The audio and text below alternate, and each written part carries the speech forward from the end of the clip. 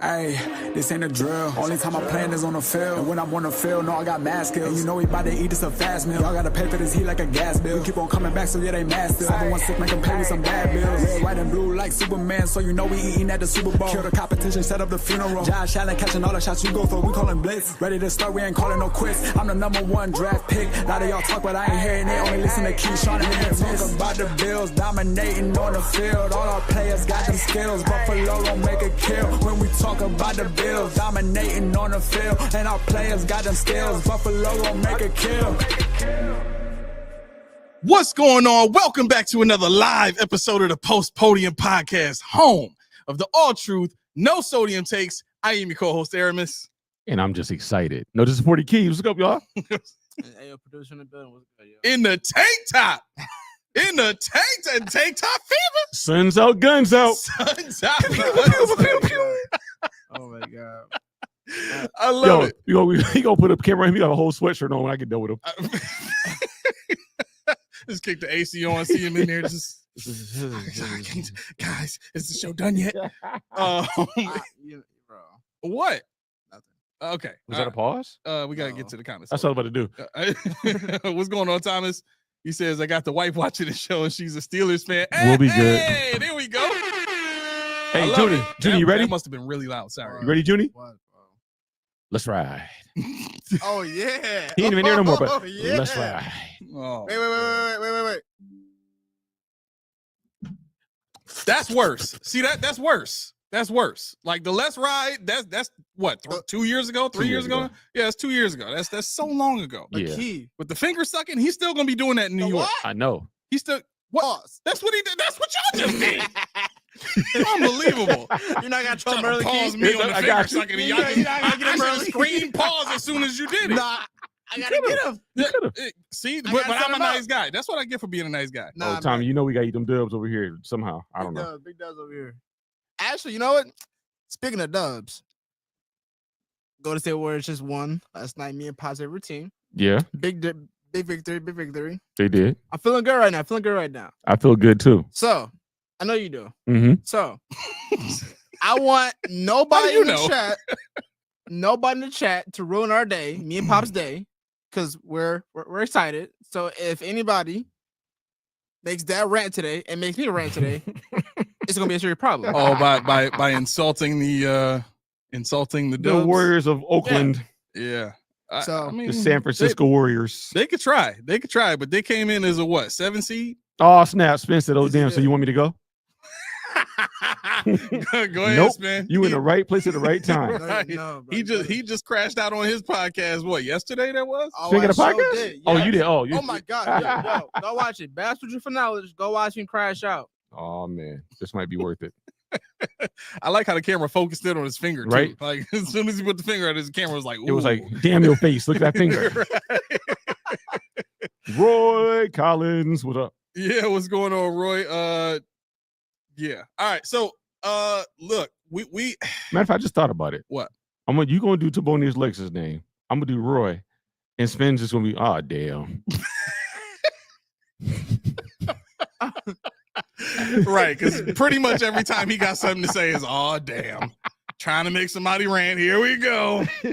All right. So I thought this was interesting. I'll start the show with this with the main point that I wanted to get to and the reason for the thumbnail. Look, as much as it bothered me, the positions that we didn't address in the draft, and I don't want nobody else coming at me talking about I'm bitching, excuse my language, but Nah, it's okay. I decided to try and fix, I want to say fix my mindset, but just try to address my own mindset and see, like, okay, is there a way to appease myself and just kind of get ready for the season with the team build the way it is now, right? And the frustration over not getting a safety that can really just come in and assert himself into the lineup over the guys that we have now, that was probably the most frustrating thing, because we addressed corner. To me, corner was the biggest need. The defensive line stuff, okay, it is what it is. I thought you kind of addressed that with Bosa and Hoyt and Ogunjobi, and I think I would have been fine with those three guys, right? But now you add all this additional depth to it, and it's like, wow, there's a literal army on the defensive line. Okay, we'll see how that works, right? But that hole for me, that hole in my heart of safety, but we need, like, I'm so used to watching good safeties on this team. Well, I went back and I did a little bit of research, because the whole reason that Sean McDermott has a head coaching spot in the first place is because of his performance with the 2015 Panthers, right? So I went back and I took a look at the 2015 Panthers, and I saw a couple of names at safety that just kind of made me turn my head, like really, like, these were the guys that were a part of this elite defense that was number 1 overall in the league that season, and was I don't want to say a heavy part, but I mean, they were probably equal part in reason for why the Panthers got to the Super Bowl, right? And even though they didn't win that game, the defense played well. The defense didn't play terribly. It just so happened that the offense wasn't really prepared to play against what Denver was doing to them. And I think that was a Wade Phillips issue for for the Panthers defense. But overall, I wanted to get to this. Okay. When you look at what the Bills were last year in 2024, we gave up to 41 total touchdowns. Turnover differential was plus 45. Points against 368. Yards against 5,806. We were 11th in rushing yards. We were 12th in total yards allowed. We were 25th in yards per pass attempt. We were 11th in rushing yards allowed. We were 17th in pass yards allowed. So realistically, these numbers, along with the third down stuff, says the pass defense is the issue, right? And I think everybody kind of not went up in arms, but looked at the safety position as the primary thing that had taken a dip since we lost Poyer and Hyde, right? And when you look at what the Panthers had on defense at the safety position, they had 2 guys. Now, tell me if you heard of these guys before, okay? Kurt Coleman. Mm-hmm. You heard of Kurt Coleman? Mm-hmm. Okay. You heard of Roman Harper? Mm-hmm. Okay. Let's do this. I want to take you through Kurt Coleman's scouting report. Well, he was here twice, wasn't he? Yeah, he was here 2 times. So yeah, can't miss that one. Right. So let's take it through Kurt Coleman's scouting report. Okay. Actually, let me pull that up here because I just have his numbers. Well, while you do that, I wanted to address this comment that I put up earlier that I didn't get a chance to. So Roy says, so help me. If your reasoning for safety is not needing improvement because we brought back Hamlin, I'm going to rant. Roy, take that over to Talking Buffalo. You take that to Talking Buffalo right now. You know why I said that. You know, you already know. Tell me why you said that. What happened?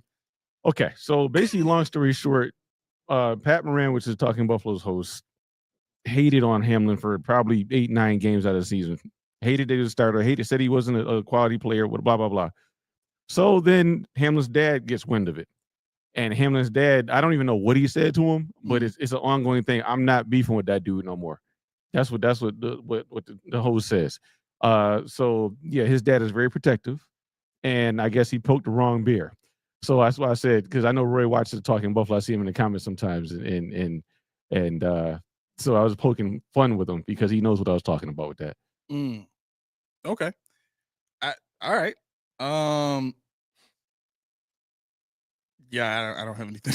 I don't have anything to add to that. No, there's nothing to add to it. It was just something that I observed, and I know Roy knows what I was talking about when he said it. Okay, he thinks it's funny. All right, so real quick, here's the overview for Kurt Coleman. Okay, now his production score coming out of college was a 67. His athleticism score was a 68. Here's the overview. Coleman is a bit of a tweener, size and speed prospect for the next level. He doesn't have great size for the safety position, but lacks great pure speed to play out on the perimeter. Coleman is a fierce competitor that is aggressive, defending the run as well as the pass. He has good intelligence and understanding schemes, but can be inconsistent in his run support angles and can be out of position at times.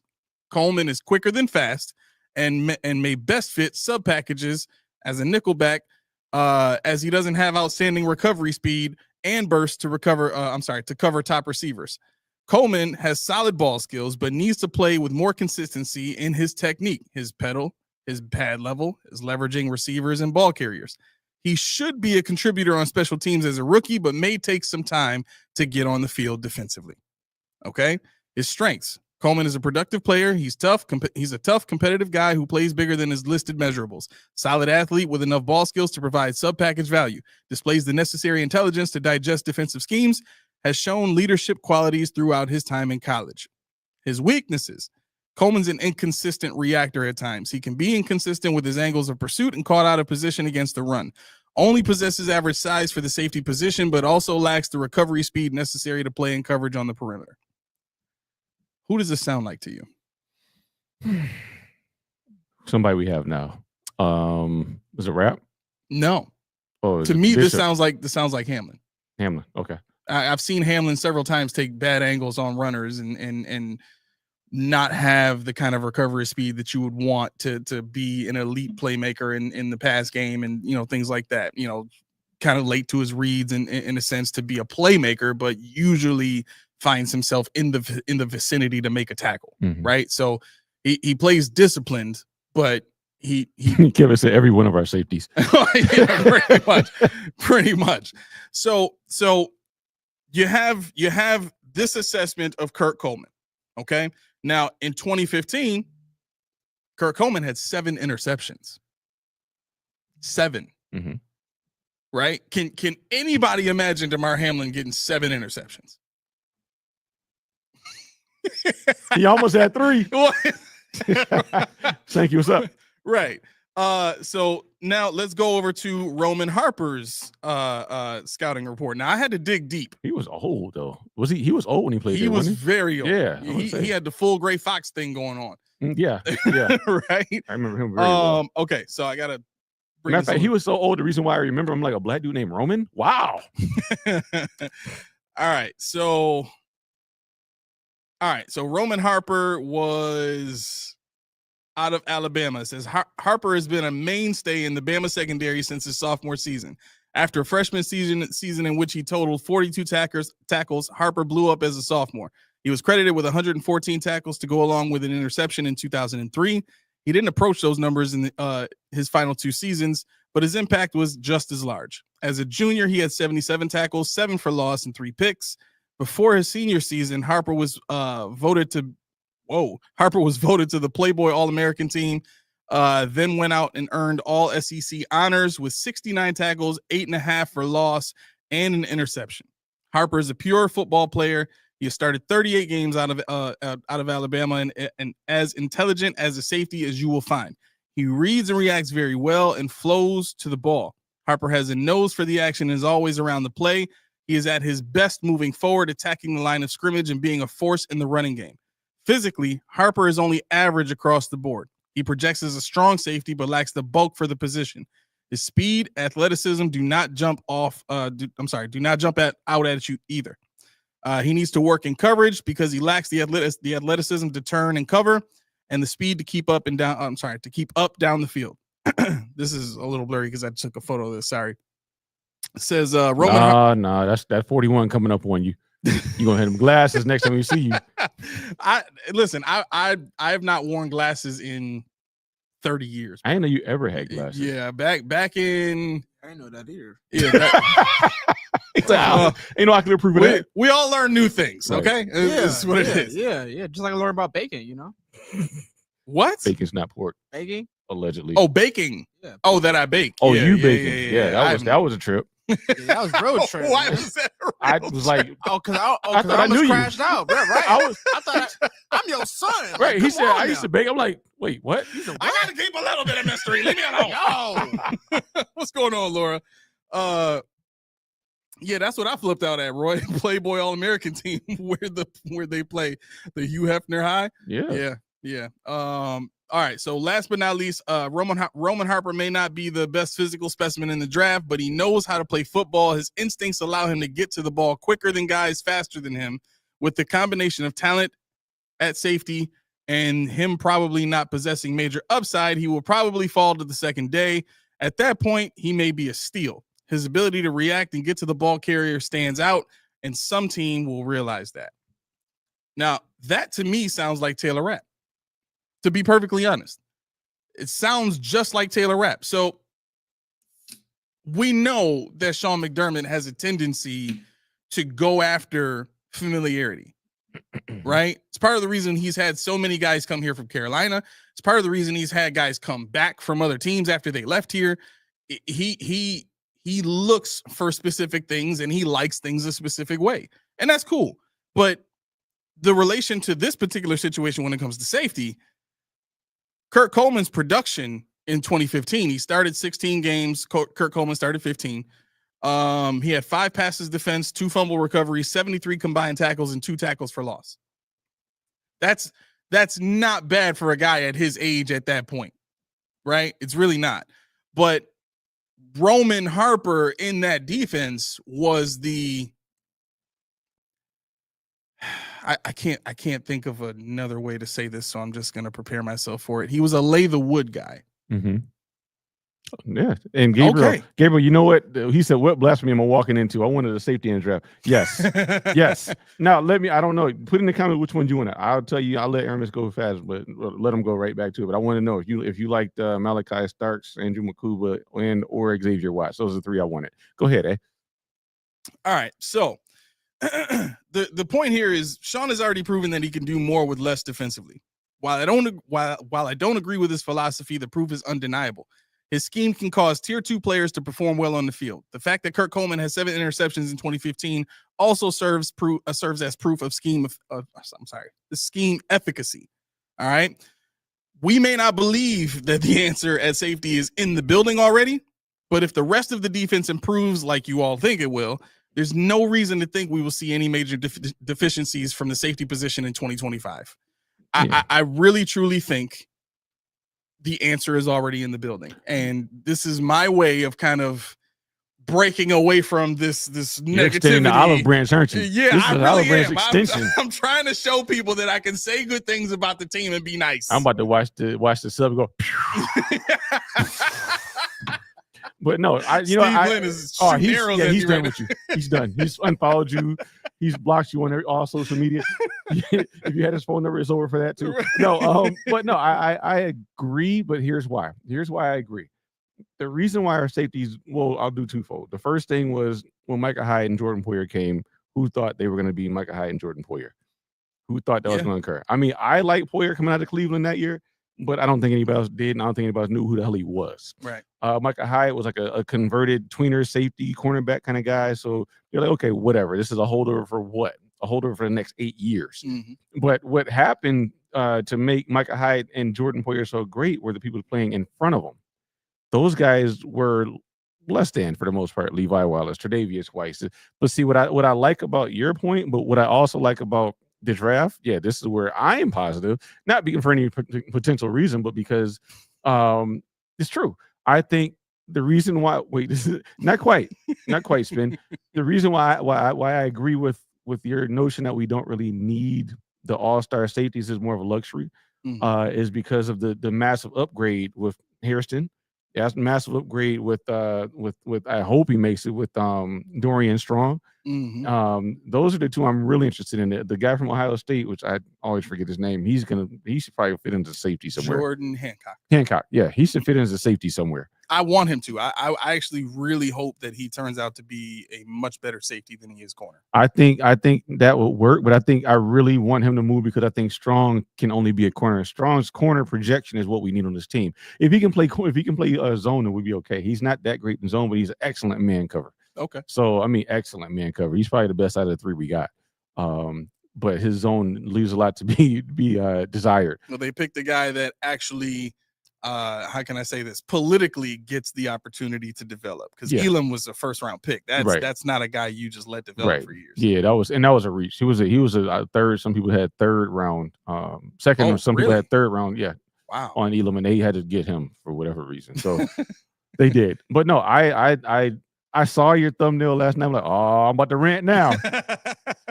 But I had to think about it logically. And I'm saying, okay, the Bills never had what on paper is this strong of a cornerback room. Yes. So these cornerbacks should allow the safeties to not have to do as much. And by virtue of that, I think you can have an honest competition where I hope I hope Forrest does come out victorious for one of the two spots. Yes. I really do. I don't need Taylor Rapp to be penciled or penned in as the starter, and I don't need Hamlin to be penned in, but I need Forrest to be in there somewhere. Yeah, I agree. Well, I mean, after looking at the tape of Forrest, I mean, I like his instincts.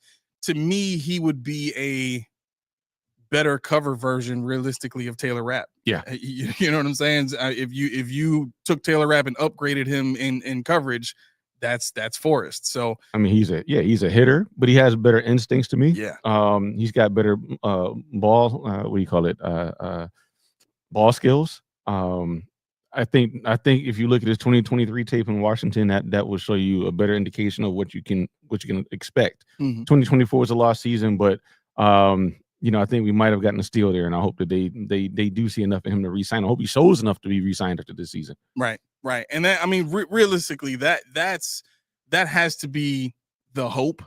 You know what I mean? Because we really haven't seen too many guys in Taylor Rapp's position where he's been talked about as a leader and praised for his leadership and all that kind of stuff. We don't typically see players like that get beat out. You know what I mean? I think that was one of the things that was talked about with Levi Wallace was his professionalism, his leadership in the locker room. You know what I'm saying? And that guy never lost his spot, regardless of the competition. So we'll see. Again, that's one thing that we have to hope for. One more thing I wanted to really get to too, which kind of led me to what? Roy, Derek Forrest signed for a very modest deal. People talk highly of him. I don't know shite about him, but if he's good, why sign a cheap contract? Because he came off an injury. Yes, so it's a prove it deal. Yep. That's why he was. If you watch the tape, I'm not saying it to you in a condescending way, but if you watch the tape, you'll see something you probably would like, something that we haven't seen in safety since we had Hyde and Poyer. So real quick, the Bills' defense was not as bad as we.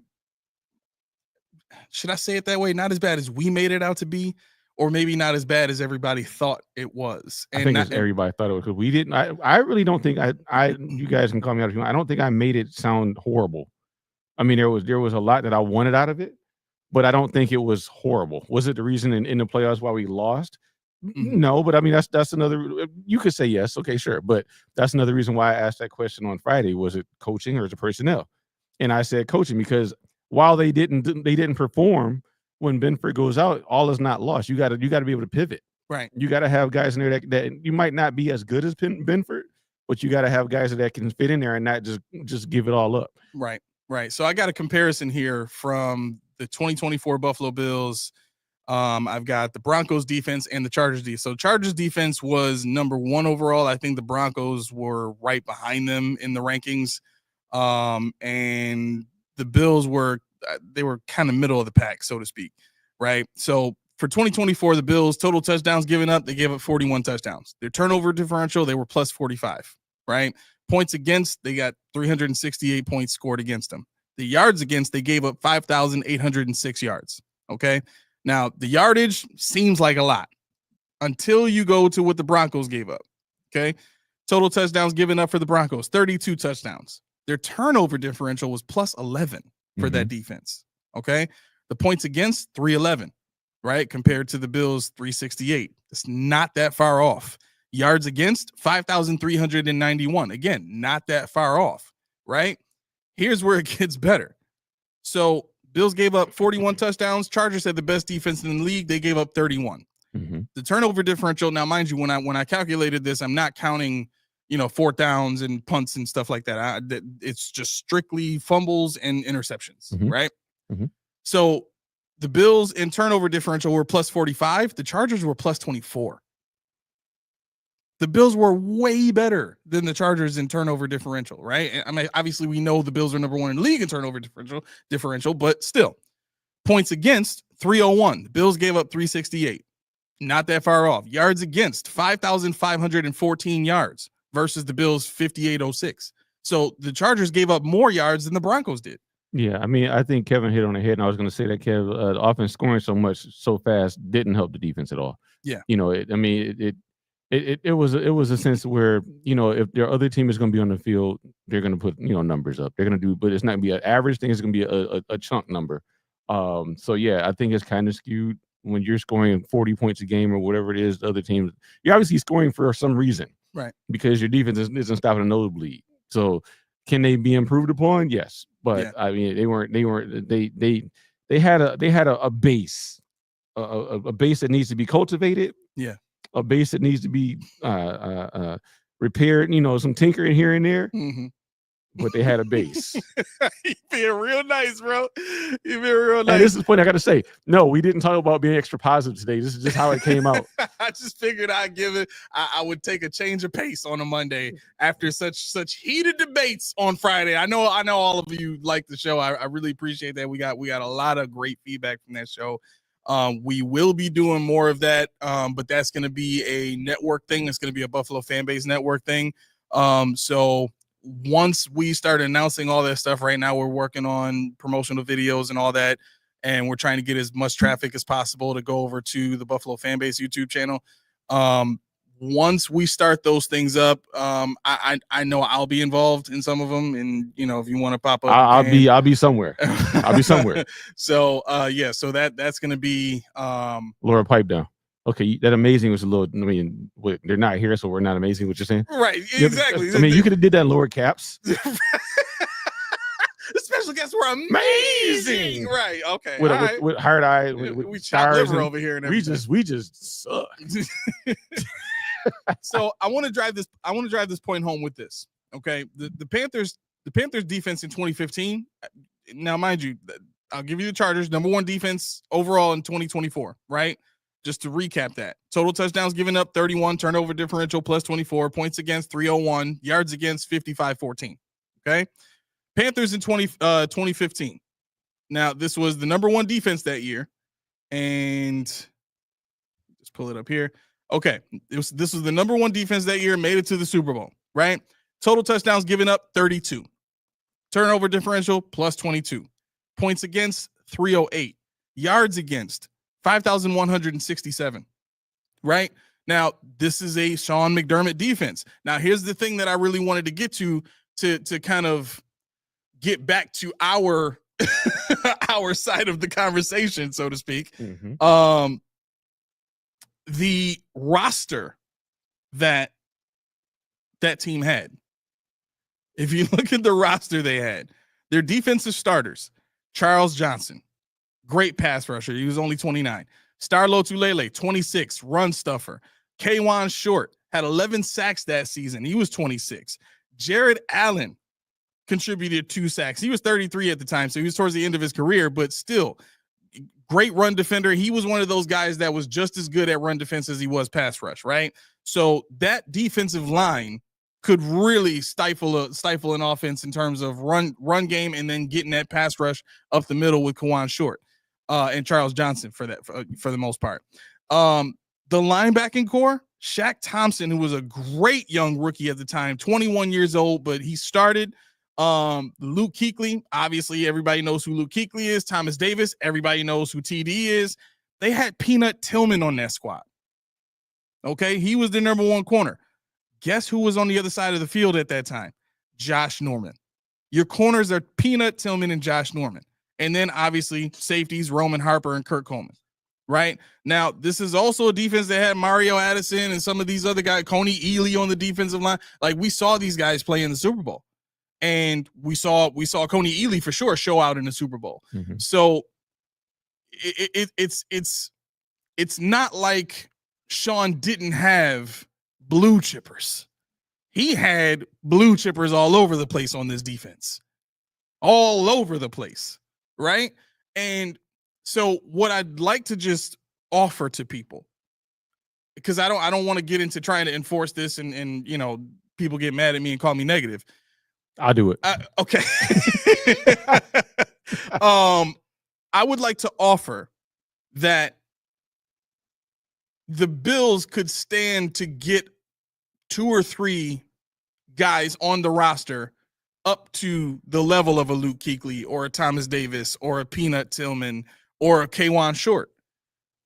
give these guys an opportunity to put forth the production to be these types of names so that when they look at this team, it's not just a bunch of guys that are tier 2 guys. And I think that's part of the issue now, especially with when it comes to safety, because as I just proved to you, Sean McDermott can do it at safety with guys that nobody knows about, right? But the issue here is Micah Hyde and Jordan Poyer became names in the league. Mm-hmm. They became guys. They became household names. So that needs to happen. It really does. It needs to happen because once a guy becomes a household name, that tells you how good of a player he is. You don't just become a household name just because you're on the team. You do that by being great.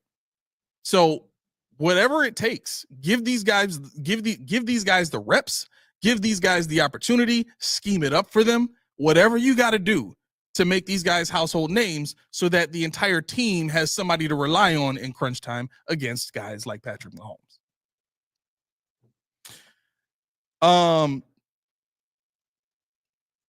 Did you hear, moving right along, did you hear the breaking news? No. What breaking news? Oh boy, oh boy, oh boy. So the Ravens cut Justin Tucker. Well, they pretty much had no choice at this point. Right. They just went, they had no choice. After 13 seasons, the NFL is investigating allegations of improper conduct. So yeah, the Ravens, they cut him. He made our buddy over there look pretty much like a saint. Wait, what did he do? Deshaun Watson. He made really? Yeah. What? Wow. It's a lot. Really? It's a lot. Like, I mean, I don't expect you to give details, but I don't know the number, but it's pretty much the same thing as Deshaun Watson, but it's a lot. They're coming out the woodwork. Yeah. Yeah. Wow. I mean, you got it like that as a kicker? Wow. I mean, he was a superstar in Baltimore. He's a kicker though. That's the crazy part about it. He wasn't Terrell Suggs, he wasn't T Sizzle, he wasn't Ray, he wasn't none of them. How does, and that's crazy because Adam Vinatieri was getting all kinds of praise as being the best kicker in the league, but he was winning Super Bowls. And here's Justin Tucker not even getting a one, and he's widely regarded as the best kicker in the league. I don't know if it was the swag. I don't know if it was some of the celebrations on the field after kicks or whatever the case may be. It was just a percentage of makes. I mean, he was making them from everywhere automatically. It was like it was like Steph Curry of it was like Steph Curry of kicking. So that I think that's what. And then when you think about how much does a kicker really contribute to a Super Bowl? Because if that's your best player, we've seen it. Our punter was our best player for years. That's true. And we didn't do jack. He even threw a touchdown pass. Yes, he did. He did everything he could do. Came back. Yeah, but so here's a statement from Eric DaCosta. He described the release as a football decision. This is from NFL.com. It says sometimes football decisions are incredibly difficult, and this is one of those instances. Considering our roster, we have made the tough decision to release Justin Tucker. Justin created many significant and unforgettable moments in Ravens history. His reliability, focus, drive, resilience, and extraordinary talent made him one of the league's best kickers over a decade.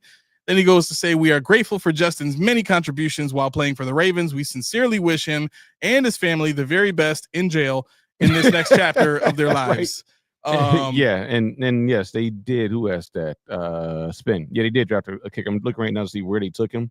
But I think it was like 4th or 5th round. So I don't quote me until I can guarantee it. But I know. Well, to answer this question, Spin, he says, how does a kicker contribute to winning a Super Bowl? Norwood is a name that comes to mind that had an impact on the results of a Super Bowl. Yeah, but Norwood was a bad kicker. Right. But see, the thing, what I'm getting at, Spin, is what A said was, how can you be regarded as the best kicker when your team doesn't win Super Bowl? You're not scoring enough points on your leg to ever say this kicker can win a Super Bowl for you unless it's that last moment thing, right? Which is what Norwood tried to do. But if you look at his numbers, he was famous for doing. Yes, if you look at Norwood's numbers, they were bad. He was like a 50% kicker. He was not good. He was only here for like 3 years, 2 or 3 years. I still don't know why he was here that long. But. Yeah, well, I think that was it. It might have been that. And the next year, then Christie came. So, but I mean, that's you can't really put Norwood and Vinatieri or Janikowski or Tucker in the same sentence. It just doesn't work. Okay. All right. What do you got, bro? Okay. This is what got me, and it might get me, but it's gonna get me. I don't even care. What burned my grill was the fanfare for one Shadur Sanders. The fanfare for Shadur? The fanfare of the unjust treatment of the Shadur Sanders. Really? Yeah, it got on my nerves because it became a racial thing. And no, where I see the optics are, Shadur just wasn't good. He just wasn't good. I mean, I said that before the season. You know, when it comes to Shadur Sanders, he was a Sanders, and that's twofold. You know, if you're looking at the last name, Deion Sanders, bright lights, Mr. Showtime, prime time, blah blah blah. Shadur had none of that. Shadur proved nothing outside of playing for his dad. He played for his dad in high school. He played for his dad in college at 2 different stops. But when you look at his numbers, he was a top 5 in completion percentage. He was top 5. He was 5th in yards amongst draft eligible quarterbacks last year. There was nothing about Shadur on the surface that said this guy's a bona fide number 1, number 2 player. His name got him into that conversation. The fact that Deion was there, and what people don't realize is Deion was more of a detriment to Shadur than it was a help, because he doesn't have the talent. He didn't have the talent to be the clear cut. I'm going to go here. I'm going to do this, and that's what I'm going to do. And he went into the combine with that attitude. He went to the combine with his hat sideways. He didn't do anything at the combine. He had that big gaudy chain. He stood there and said, if you want to change the culture of your team, you draft me. Nobody wants your culture. Yep. Because they don't want. I mean, we talk about McDermott all the time and how his culture is rigid and the Jordans, car heights. But there's a stark opposite. This is a polar side. This is I'm Mr. Showtime, but you haven't done anything to let us know you could do that in the league. Right. And people say it was Manziel. If it was, these guys were Heisman Trophy winners. I don't remember Shadur Sanders winning the Heisman Trophy. And and Baker Mayfield got humbled right away. Johnny Manziel got kicked out of the league right away. Yep. And it's funny that the same team that did it for them did it for Shadur, isn't it? Because it was Cleveland all the way around. They took a chance. And what people don't understand, and people were saying, depends on where Shadur goes. The coaches didn't want him because of this. And this, I didn't hear about this. They said they didn't want him because if he has a bad season and the team isn't so good, are they going to fire him and hire Deion? Yeah.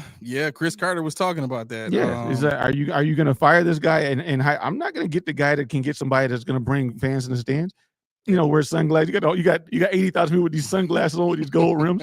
They're not doing that. So and Kevin said there's nothing about any one of these quarterbacks that deserve to be drafted. Well, somebody got to be drafted. We know we did it with EJ Manuel. I mean, teams need they got to get somebody. So this year, the drafting of the quarterbacks is more political for some teams than talent related. Mm-hmm. You know what I'm saying? And I think Shadur was one of them. For the Browns in particular, they could not draft Shadur early enough to be in a direct backup spot to the starter. Mm-hmm. Right? They would welcome Shadur taking over the job because he's just so good. They would love to be able to put out a press release and look, this guy's too good. We can't keep him off the field, right?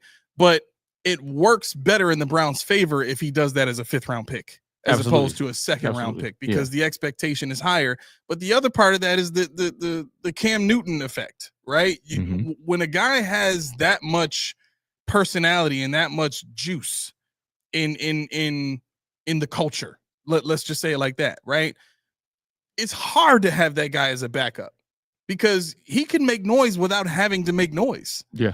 You know what I'm saying? Just him being on the sidelines and not playing in the games is noisy for a guy like that. And that's part of the reason why Cam Newton's backup career was very, very short. Yep.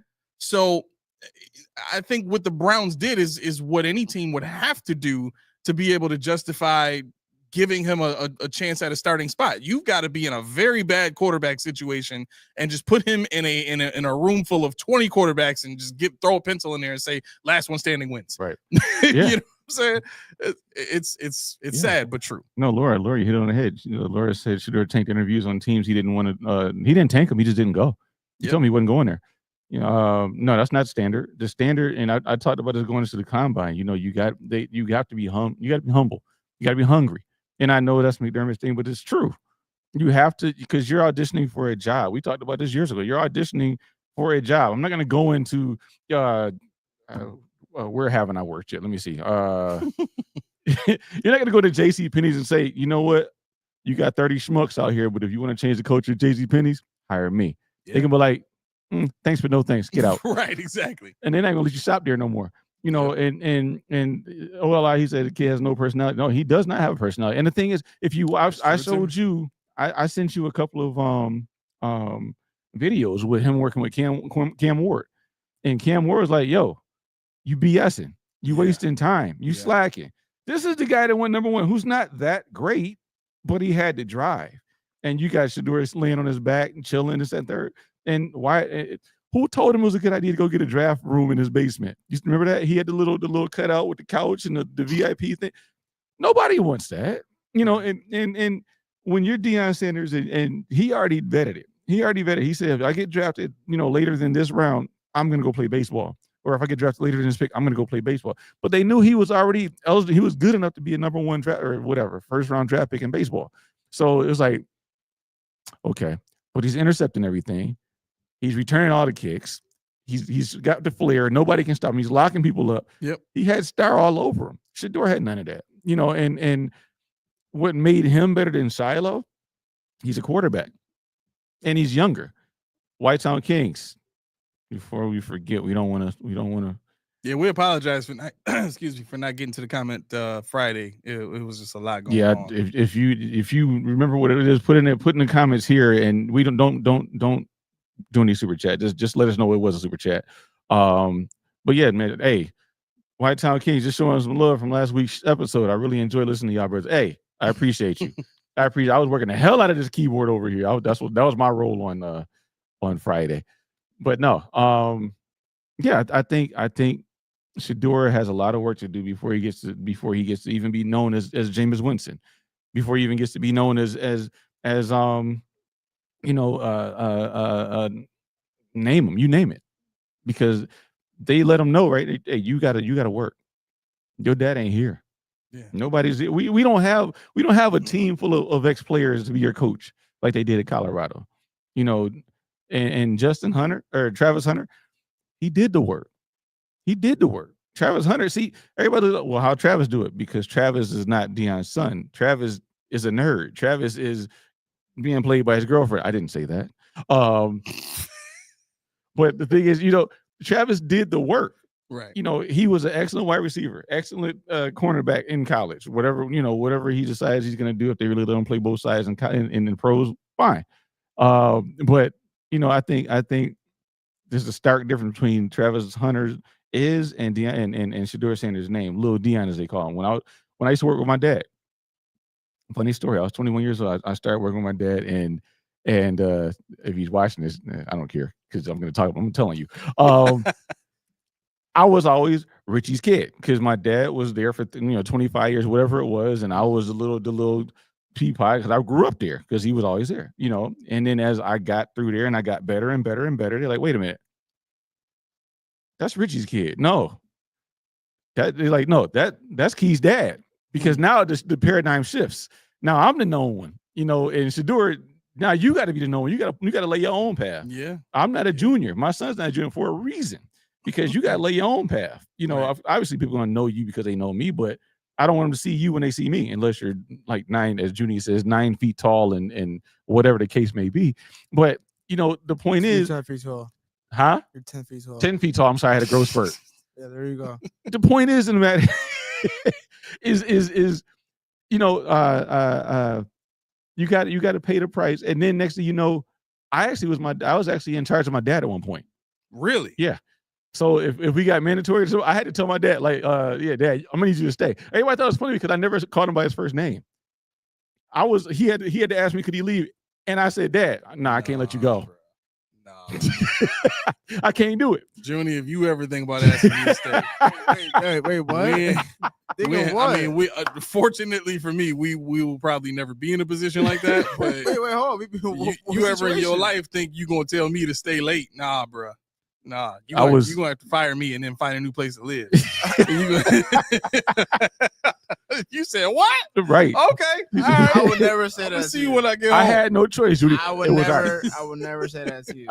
I stayed too. But you know the thing is, you should want to come out of your dad. And the thing about me, I'm not uber competitive, but you know, to know that my dad said before I started working, my dad's like, oh man, this person that they're 2 years younger than you, they're excelling, they are excellent. I'm like, man, I'm better than her. How you know the job, but I'm better than her. Watch this. So I'm up there proving stuff, you know. And my point is, when you're Shadur Sanders, you got to, because my dad was like an all-star up there. Wow. No lie. I work, and it's like, I wish I was lying, but like I've been in counter working 4 o'clock in the morning, and everybody's like, "Where's Rich?" I'm like, "Key, did you see Rich?" I'm like, I think I saw him. He come walking out the back room. Everybody like, I'm like, I want that reaction. I want to be like that. You know, no, I don't. I'm mad. It's me now. But it's like I wanted to be better because I wanted that. Not because I wanted to be selfishly, you know, but that's where Shadur has to go. He has to want to be better than his dad. Yeah. And your dad was one of the best to ever do it at the position he played. Now it's your turn to be a Pro Bowler, a starter, a long-term starter. I mean, somebody in the comment said, Josh Rosen. Hey, you already know the cards are stacked against you. And it has nothing to do with skin tone. It has everything to do with you working. It has everything to do with what you put out there on your college film. Everybody thinks you're cocky. Everybody thinks you're a butthole. Your own team rumoredly wasn't blocking for you at certain times. Right. And we saw that happen to Russell Wilson. They got him out of there real quick in Denver. Yeah. So Shadur, you got A. I'm a strong believer because I'm looking at Laura's comment, and I think Sarah mentioned too, like just the prank call was very unfortunate, and I seen that. Can't hear you. I seen that too with the Falcons, the prank call. Yeah. And I think, Roy, this is kind of where I'm at here is that, you know, I wouldn't say karma, but I just think you open yourself up to stuff like that happening when you just continuously put negative things out into the atmosphere. You know what I'm saying? Like, I don't even think people realize how much power our words have and how much effect our attitude and our demeanor and the way that we treat people. Like that kind of stuff has a tendency to come back the wrong way if you put it out the wrong way. You know, anything in moderation is always good, but once something gets perverted, like capitalism is good as a system, right? The system itself it's good, but the perversion of it, you know, where all the 1%ers are taking it to now, that's a perversion of capitalism. That doesn't mean capitalism is bad. Money is good, right? Good book I read says money answers all things, right? It's the avarice or the perverted love of money that's the issue, right? So from that perspective, it's like, Shadur, it's okay to be confident, right? But when you're overly, that's a perversion, bro. Like, you got to understand, like, and realistically, I think what Shadur experienced is more of an indictment on Deion than it is on Shadur, because Deion's love for his sons caused him to step in to put them in a position where they would get more eyes, more recognition, and a real shot at being drafted. They weren't going to do that in an HBCU. No. Right? And so Deion's way of doing it might have been a little perverted in a sense, with all the glitz and the glamour and the flash that he brought to his process of getting them onto the scene, getting them onto the college scene. Like, he could have just did that, just being, you know, background Deion. You know, I just want to coach my sons. I don't want to have no interviews and nothing like that. Like, respectfully, I'm going to recruit. I'm going to do my thing. And my job is to help, you know, help our team be the best possible team. But he didn't do that. He got on talking about, you know, this, my son this, my son that, and Shiloh this, wait till you see them this. And, you know, like, all of the things that went into getting Shadur to where he is now, to me, as a father, you got to own that. You can't blame the teams on that. You're allowing your, and I know past a certain point, a parent can't control the child, but man, listen, if son, I'm saying this to you right now, Ayo producer, if you had an opportunity like Shadur and you acting like that, you should expect to get slapped. I just thought about it. What? You got Ayo producer and Rayo producer back there. Right. Yeah. No. 3.0 is in the back room right now. No. It's his mind. Stamp it. Listen. Ray's not qualified right now because he be out of control with that one. Allie is a 2.0. I believe it. Yeah. No, there's only one Allie. Allie is 1.0. There's one. No. Yeah. That's She's 1 of 1. Yep. That's it. Yeah. No. And you're right. I think the thing about this deal is when you're going for a job interview, don't do what you did, because they said he came unprepared. They said he came uninterested. They said he was late, this, that, and third. And the classic Jamarcus Russell or somebody else too, they gave him the playbook and there was stuff in there that was wrong, just a whole bunch of wrong stuff. And he couldn't figure out that it was wrong. I think Dayball really hated him.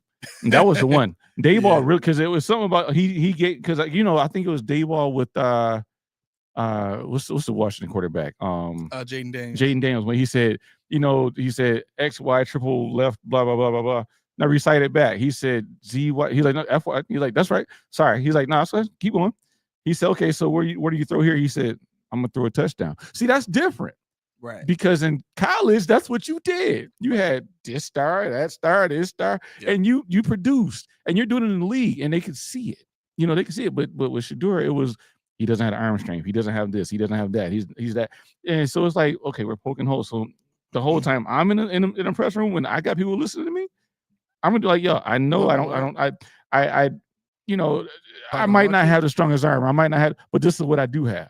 You got to sell yourself sometime. And it might not be, you might not have went in the first round. Yeah. You might have went in the second round because that's your talent level, which is fine. Maybe you are a 5th round talent, which is fine. But act like one.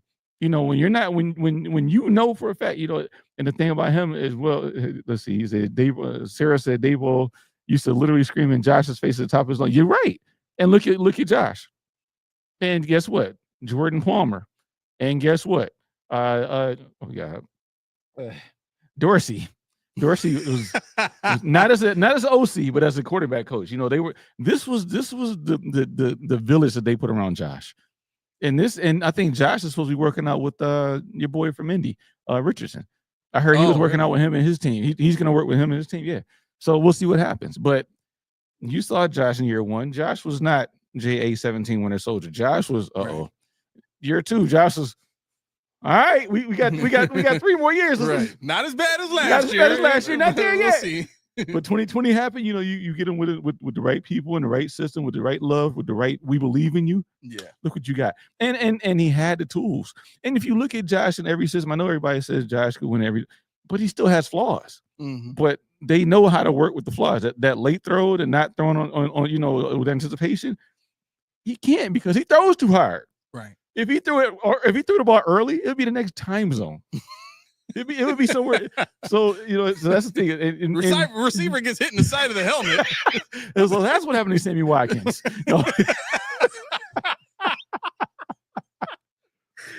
Oh, listen, I don't mean this in no bad way, but I just pictured Sammy Watkins laying on the field with the ball stuck to the side of his helmet. They're bagging the ambulance up for him. What happened, coach? Man, I don't even think I should tell you, son. Just get in the ambulance. Just stand up and walk in there. I want to get to this comment. Go. Heel Turn Merch says, actually, I really like this point too, so I want to bring it out. He says, I actually think this all works for Shadur. People are already expecting so little out of him that if he's semi-successful, aka Cleveland to the playoffs, people will shut up, even without crazy stats. I believe it. Yeah, and look, that is probably the only way that he's going to salvage his career right now is by being that type of guy for that type of team. They already have a defense that's been vastly improved by the addition of Mason Graham and the guys that they already have in-house, right? The quarterback they drafted ahead of him. Well, that's crazy. Dylan Gabriel? Yeah. Oh, Based on your reaction, I don't really think he's got a shot to beat Shadur out. no. Oh my gosh. No. But Yeah, so I think that video that Keith showed me of him at the combine. Yeah. Oh my god, dude, he threw an inaccurate pass, like a side-out inaccurate pass. It was terrible. Yeah. No, it's bad. Big Yeah, we Papa gonna Bill, get what's there. going on? Go Bills for sure. Just so you know, now that you're in the chat with us, You committed. yeah, you're part of the family, bro. You are part of the PPP family. So I would just call folks and let them know that you're kind of stuck. There's no way out. So we'll be calling you very soon. Shane Falco. Who we talking about? Shane Falco. Bones is saying Shane Falco. I think he's a quarterback from like one of those movies. I mean, Who are all? I missed it. All these random names in the chat now. I'm scared. Well, no, Please stop. Please stop. No. Sarah's saying Clifford Franklin. Like, where's that? I missed it. I'm sorry. What's the name of the guy for the longest yard? Let's see. Shane Falco. I'm so busy watching the replacement. Yeah, Shane Falco is Keanu Reeves in the replacement. Oh, okay. Clifford. Appreciate that, Big Papa Bill. I type in Clifford the Big Red Dog. That's not what I want. I want a Clifford Franklin.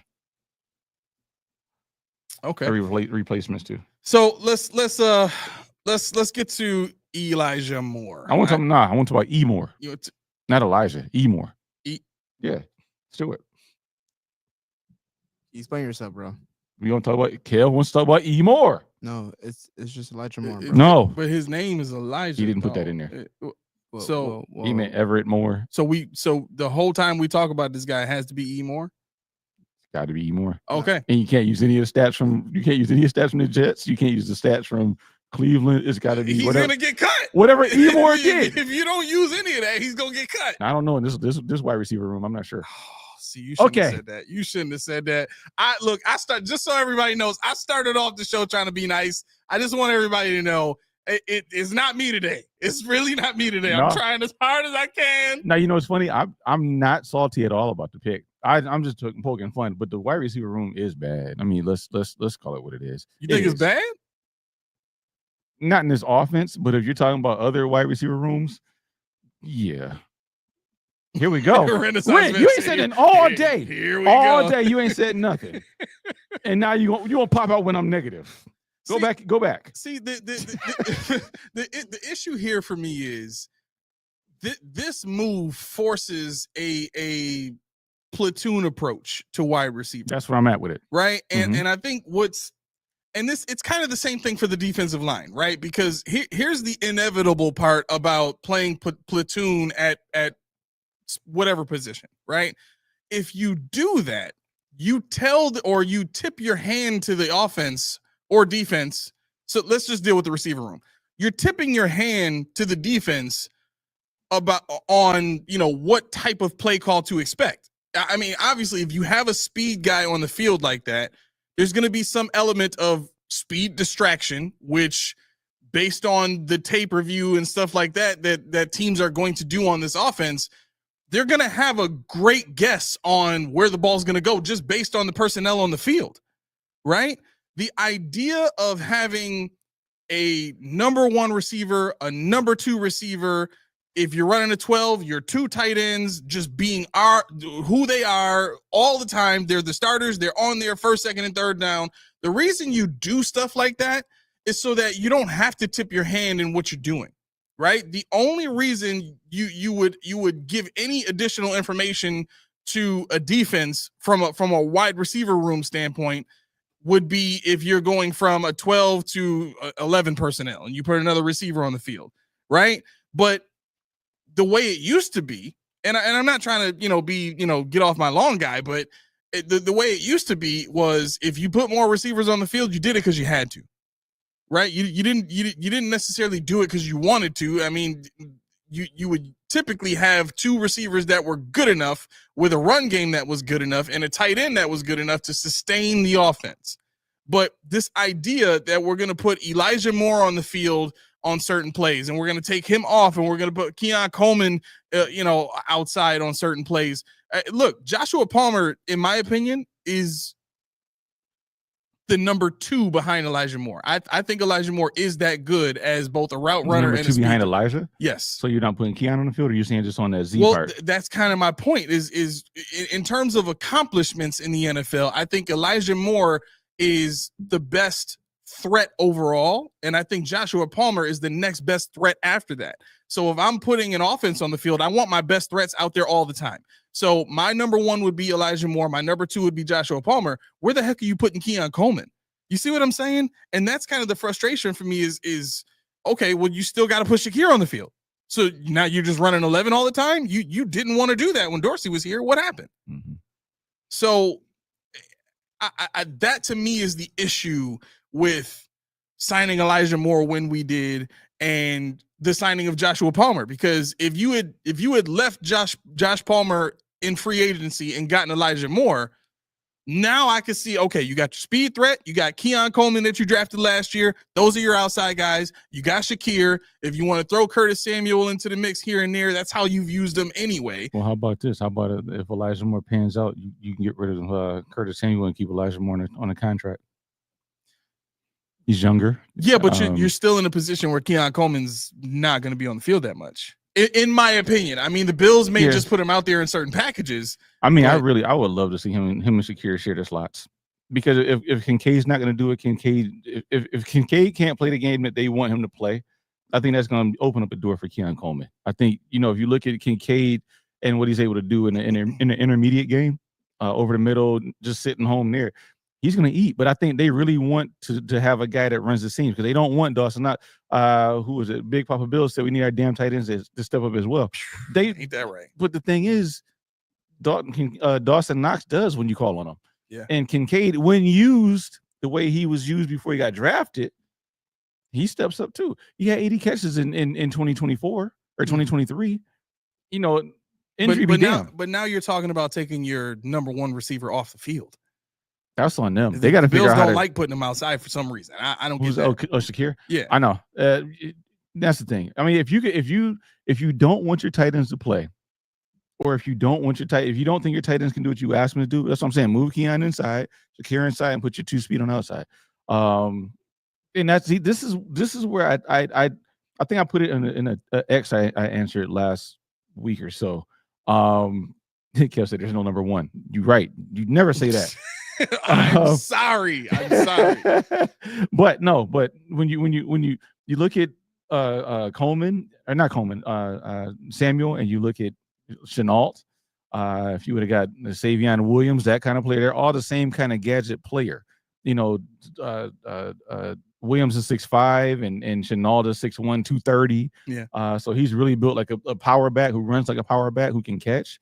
I think this is the place in the year in a situation for a lot of guys to have been passed over, to have been looked over and been written off, to actually show something this year. Mac Hollins, Chenault's probably not going to go somewhere else and command $15 million a season, which he's not. Definitely. But I think Chenault will, if given an opportunity and doesn't get hurt, he will be the kind of player that can carve out a $9 million role. A multi-year deal where he's looked on as a backup, as a gadget, jet sweep kind of guy. He's not overly fast, but the way he plays, it pays dividends, and that's why I was happy when they drafted him. I wanted him to draft when they signed him. I wanted him to draft him when they got him. I'm still waiting to see what they're going to do with Samuel. That's the enigma for me, because he was brought in because he runs a 4.3. I told people he doesn't play that fast in the words of Bean, but he plays fast enough. He's just not a downfield stretcher. He's the kind of guy that takes it short and goes long. And I think he was a running back in college as well. He might have been a running back in high school full time. I'm not sure. Okay. But I probably shouldn't say that we're bad, but like Kev said, there's no number 1. There's no identifiable person that's going to just alleviate the pressure, right, unless you want Shakir to do it out of slot. And you saw what happened when Cole Beasley did that when he was in Buffalo. Right. It's tough it's tough. Yeah. I mean, Brandon Beane came out and said there's only one ball when he was cussing out Joe and Jerry. Joe and Jerry. Joe and Jerry.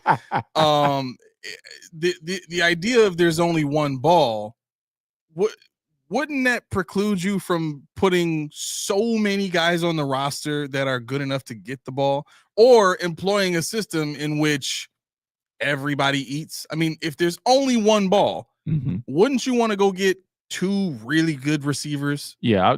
See, my thing is, if there's only one ball, you don't want a wide receiver stable where 7 or 8 guys going to play. Right. You want your top 5 or so to be those guys is like, yo, whoever's open. Here it is, fumbly rumbly style. Here's the ball, go get it. But when you build it, a whole bunch of average guys and a couple of guys that are decent, that's kind of problematic for me. Like you said, you want a guy, upper echelon guy, right? And I think everybody at that point is trying to like grow and get there so they can get that next contract. Yeah, I think we touched on it a bit, but I think what was his name? I'm sorry. What was it? Big Baller Bill. What was his name? Big Papa Bill. Big Papa Bills. Yeah, he said it's hard. You can't get a top wide receiver when you have a $330 million contract. You can because we talked about it. I think it was on Friday. I ran down the highest paid quarterbacks. Josh is actually paid less than a couple DNs. Yeah, he's not getting paid what people think. He's making less money guaranteed than a lot of guys this season. He has the highest guaranteed total contract, but he's still the 6th paid. And if memory serves me correctly, next year, not 2025 but 2026, he's the 9th highest paid player. 2027, he's the 11th highest paid player, or maybe it's backwards. Maybe it's the 11th highest paid player in 2026. And the 9th highest paid player in the league in 2027 and 2028. So Josh Allen's base salary this year in 2025 is $1.25 million. He's got a signing bonus of $35 million for a cap hit of $36.33 million. Yep. Right. And not that we're fact checking Key, but just to give you the actual numbers, his base salary in 2026 is $16.5 million. Signing bonus of $31 million. Guaranteed salary, sorry, of $54.5 million for a cap number of $56.38 million. I mean, these are still very manageable numbers for where salaries are going to be at that point and where they already are now in terms of guys getting $50 million. Watch this though. 2025, Dak Prescott is the highest paid cap hit.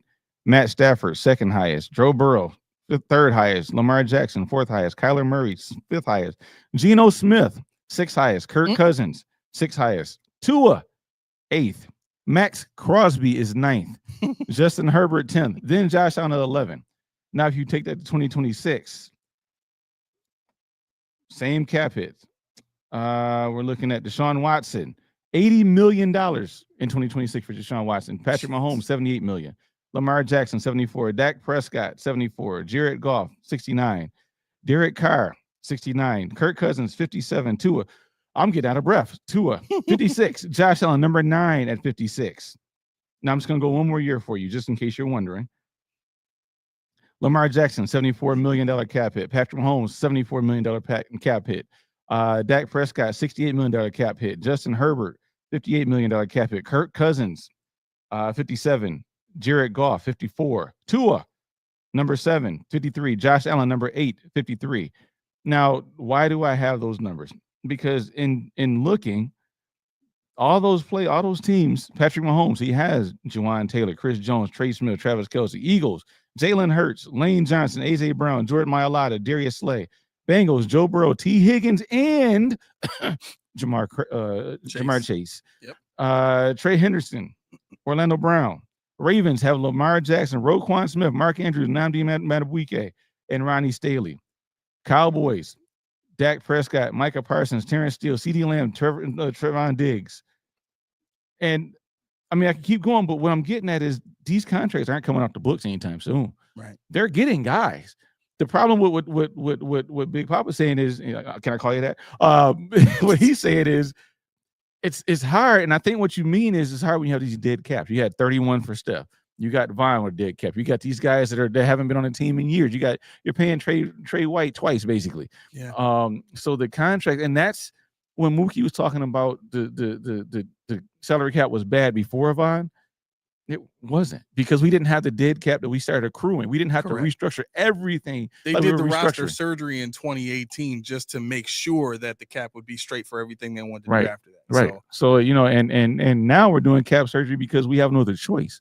We got to be cap compliant. Right. And we're moving heaven and earth to do that now. Yeah. With these old guys with player. I mean, if I wouldn't told you who was on a dead cap roster for 2025, you'd be like, why the hell? When were they even here? Yep. It's all these, and the thing is, you don't hear about these what was it? Elijah Moore was rumored to have the unrestricted free agent tender or whatever it was. Yeah. You don't hear about that. You don't hear about restructures until it really matters. Yep. Now it matters, so now you got to hear about this stuff. Yep. It always existed. But not a magnitude of Russell Westbrook. I'm on Denver already. What time is that game tonight? Is that 9 or 10? You might be watching it now. Right. No, it's not. It's not on. But I mean, listen. I know last time I did some spoilers, but I ain't gonna say nothing. My guy. No, I'm gonna be jetting out here before that game starts. I'm gonna let you watch the game. you feel me? Because last time I kind of ruined it for you, but this time I ain't doing that no more. I cried. Not really. Real quick, I want to get to Go a couple ahead. of comments here. So Roy says, doesn't Curtis Samuel have a hefty dead cap hit if he's released? Nah. His cap hit is 12. Yeah, so the dead money is 12 million. Mm-hmm. We don't even save money if we do it pre June 1. If we do a post June 1 cut, it would be, let's see, where is he? So 8 million in 8.6 million in dead cap, and then we would save 430,000. So realistically, it's not even worth cutting him. The only reason I can see him cutting him is if they need the roster spot. Because they've shown you already they don't care about the money with higher levels of money. Well, they've shown you that with what they've done with right. Samuel, which brings me to the next comment here. Sarah says, "I don't think we signed Moore to be mostly a vertical receiver. I think he's here to fill the role Samuel was supposed to fill last season. For the reasons we just mentioned prior, they're not going to cut him, in my opinion. And then the other part of that too is." They're paying him all this money for him to play the limited role that he's playing. I don't think they're going to bring a whole nother guy in to fill a role for a guy that if they cut, in my opinion, it would be really silly to do that. It would just be a waste of money because now you're taking on a decent cap hit, dead cap hit for a guy that can still contribute.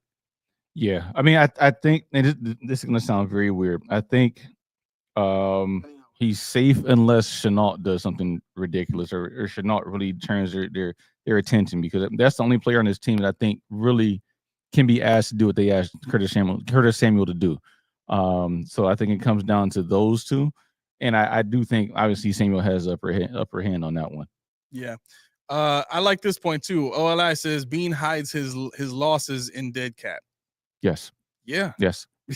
that's a big deal. Real quick, OLI, listen, I need you to DM me. I need you to send me your email so that I can give you the link to the Discord chat. Yeah, okay? Man. We want to highlight you. Renaissance. Yeah. I can't believe I'm saying this, but yeah, go Knicks. Really? My dad's a huge Knicks fan, and I didn't like basketball forever. I hated that organ. The organ where it drove me over. I'm like, who does this? Is 1991. Oh, don't hate. But then when I go to Sabres games, I look for the organist. I like watching them play the organ. Yeah. He like, yeah. I'm like, he's doing it again. He's doing it again. I'm so tickled by it. Yeah, the Knicks are my second team. I mean, they're New York. I live in New York. I mean, okay. It's funny. I said that when I was a kid. I was like, Cleveland's our closest team. I'm dating myself a little bit because this is before the Raptors. Mm-hmm. This is like, 91 or whatever the case. I'm like, what the hell are we doing? I get over there. They had Brad Doughty and Mark Price and Gerald Wilkins. Yeah, remember those guys, Junie? No, you don't. Do me like that, bro. No, I'm mad. It's funny. I'm mad when I remember stuff and I'm like, dang. When you said I wore glasses 30 years ago, I'm like, that's completely plausible. You couldn't even say that because Junie wasn't around 30 years ago. With me, it's like 30 years ago. I remember what I was doing. I was 11 years old chilling. Yeah, and I know I sound stupid to some people that are much older and like, what is this kid talking about? But for me, I lived it. It's tearing me to shreds. Let me breathe. Right. Let me feel focused here. My moment. So a couple of comments here. I really like this one from Big Papa Billy. He says Super Bowls are won in the draft, not in free agency. Oh, how do I hurt that? How do I hurt that? Tell that to Bean, please. No, don't tell the Bean. Don't tell him we sent you. Wow. Don't do it. We don't want you to end up like them. We don't want to end up like Jerry and Joe. Oh, I ain't worried about them, us. But I don't want Big Papa to walk into that. Oh man, please. Share, please. Sarah says they're definitely not going to cut him, but I think he'll get less snaps. I mean, look, that's if that's worst case scenario, just trade him.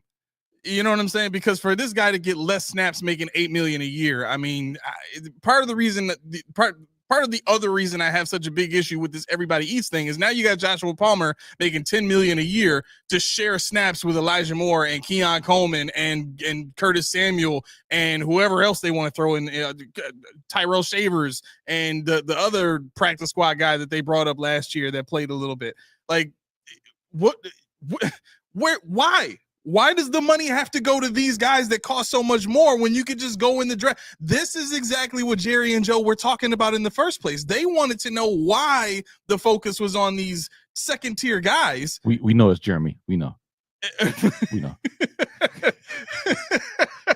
I'm being facetious when I say it that way. Like, right. You know, if you're watching, we know. Right. We stand with you, brother. You know, but like that's why it's so frustrating because we're cap strapped because of contracts like Joshua Palmer. That's what I was getting at. That's kind of what I was getting at when I brought this up a while ago. But, you know, it's not the players, it's not the scenarios or what they bring to our team. Is more so what are we paying to get them, and how are we? Because people don't understand how contracts work. People like Spin, who says, what wide receiver we drafting this year is going to win us the Super Bowl, being revamped the defense. Why are you being defensive? We didn't even say nothing. Bro, listen. I wanted to say this on Friday. It's not about trying to, like, the idea that Justice and Mookie asked me that question, well, who would you draft? It's not about who would I draft. Right. Anytime you ask a question like that, it's to divert attention away from the point actually being made. Yeah, like there's a purpose behind asking somebody that, because it becomes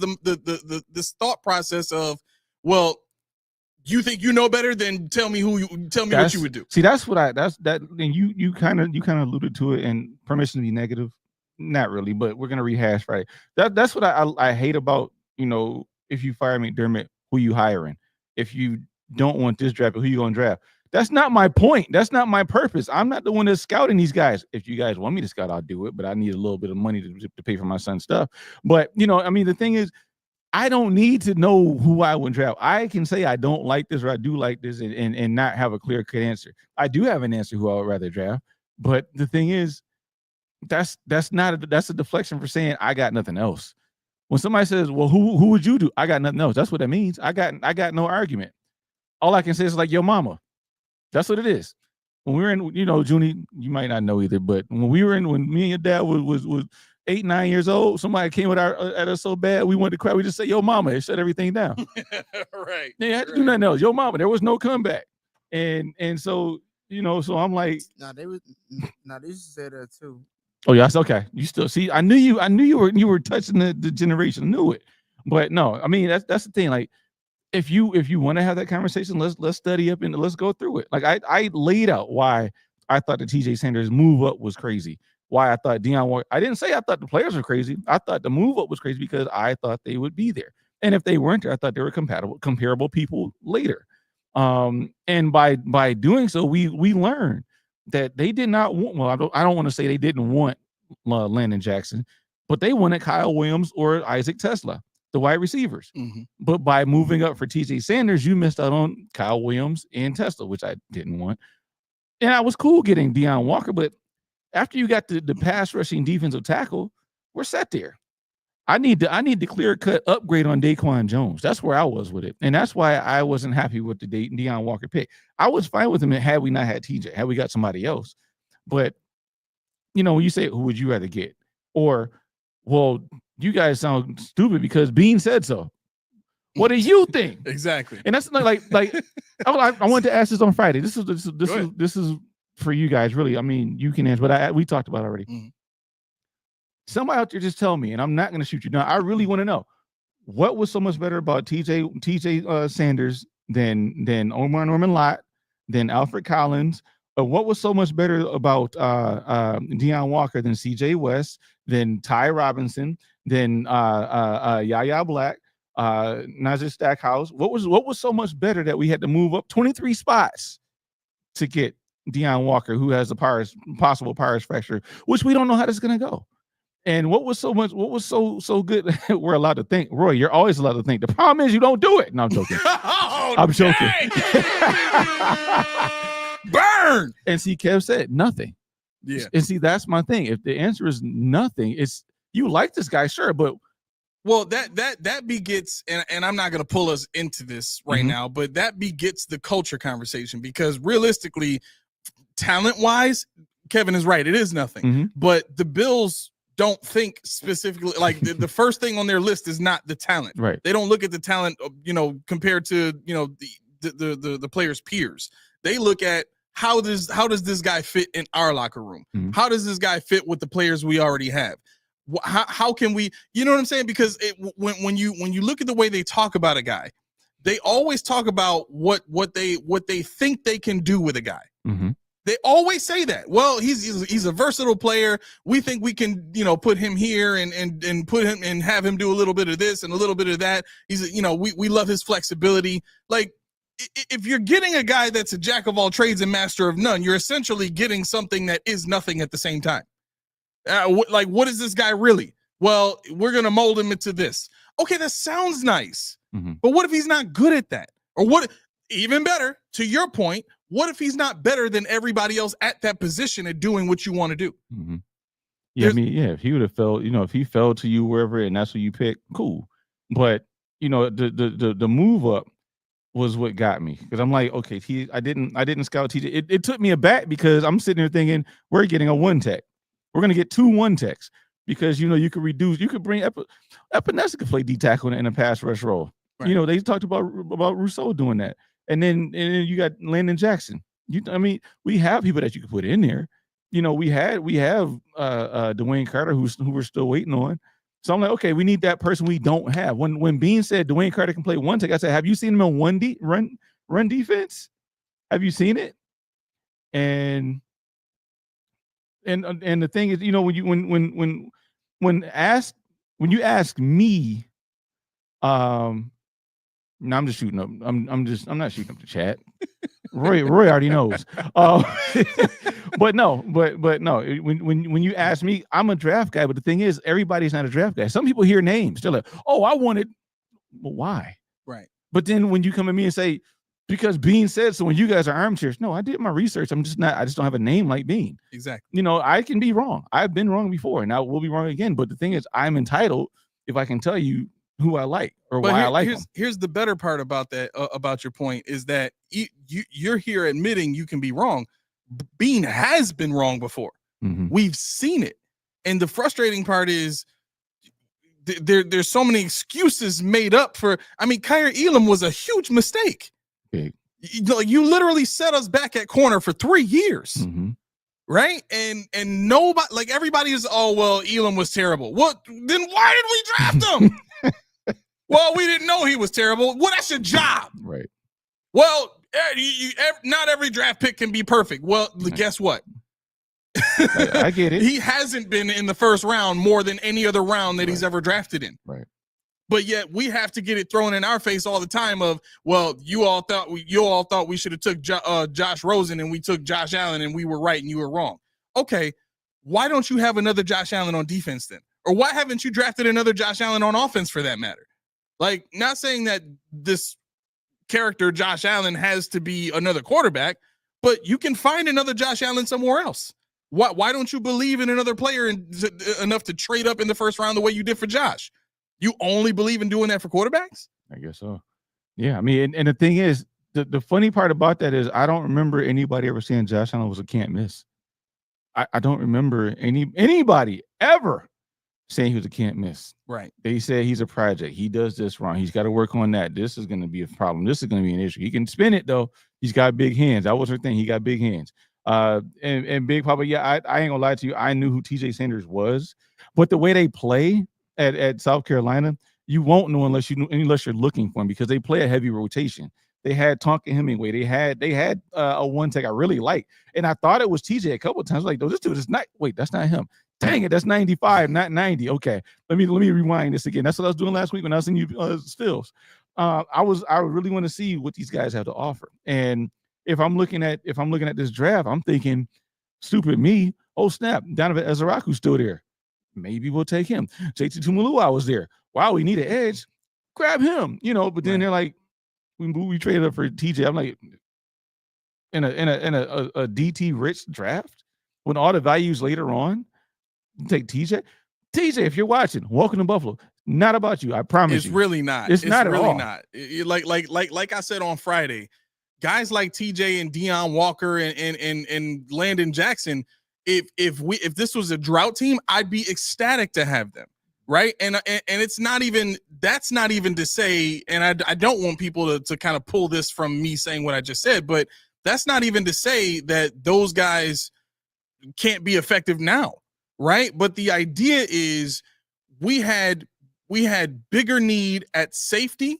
We filled the corner position. We had a bigger need at safety than defensive line. Think about what you invested money-wise on the defensive line. $15 million for Joey Bosa, the 3-year deal that you paid for Mike Hoyt, and the 1-year $10 million for Ogunjobi. Like, that's easily $30 million just about right there on the defensive line alone. And then you still got Dwayne Carter, you still got Ed Oliver, you still got Daquan Jones, you still got AJ Epinesa, you still got Groot, you still got Javon Solomon. So it wasn't like we had such a deficiency at defensive line that we needed to go 3 defensive linemen in the first 4 picks.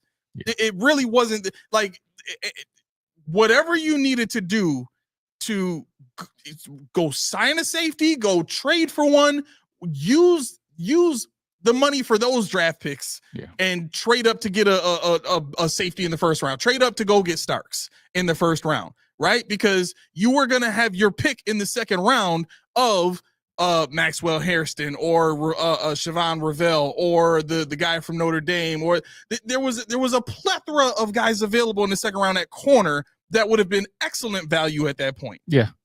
And so the point really, it really becomes the guys we took. Sarah knows her stuff. I like the Sarah's in there. What'd she say? Well, she's talking about the $10 million for Hoyt. Yeah, $10 million. She's talking about that's a lot of money there, and then she said we still got tons for Von's dead cap. Yep, that's true. But I didn't want to take it from your point. I just want to hit it before I scroll it. No, because part of the reason I kind of chimed in here is this point here is she said but don't be gambling with our first on players who don't even fit our scheme. Yeah. What I really wanted to get to regarding that is. And part of the reason why my thumbnail was what it was in the title for last Friday's episode, being exposing himself, is he told you right off the bat that they're looking for guys who can do multiple things. I mean, if that doesn't say to you, we don't actually draft these guys with the plan of fitting them into a specific scheme. He went through this process of what they do with these players. We want to get him in. We want to see what he can do, and then we'll figure out what to do with him. Mm-hmm. That doesn't say I have a specific plan for this guy when I draft him. That doesn't say we have a scheme that we think he fits well in. Mm-hmm. That says we like the guy, we like his skill set, and we think he can play. We'll bring him in and see what he can do and fit him in somewhere. Yeah, that's the thing I hate about it. Like, was it Sarah that said, "Don't"? Yeah. No, I don't want to reach for a guy. I don't want to move up but like Fire Science said, if you watched the show before last draft, not this previous one, but the 2024 draft, I was banging the table for BTJ. It was doable. You could move up, absolutely. And we really needed that. Yep. But instead, we moved back and took. I don't want to say the worst of that grouping because we didn't. It just didn't fit our scheme. Exactly.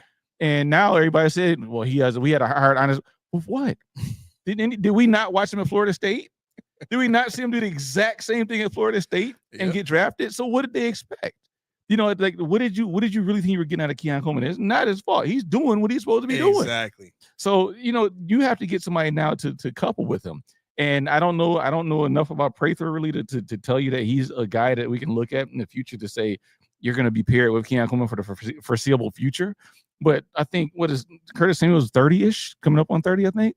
And you have a room that Keon Coleman's a young boy, and the rest of the guys never made the roster. Tyrell Shavers, Hamler, Virgil. These guys played when we had injuries. Right. They didn't make the 53. Right. So who's Keon Coleman gonna be paired with for the next 3 years of his contract?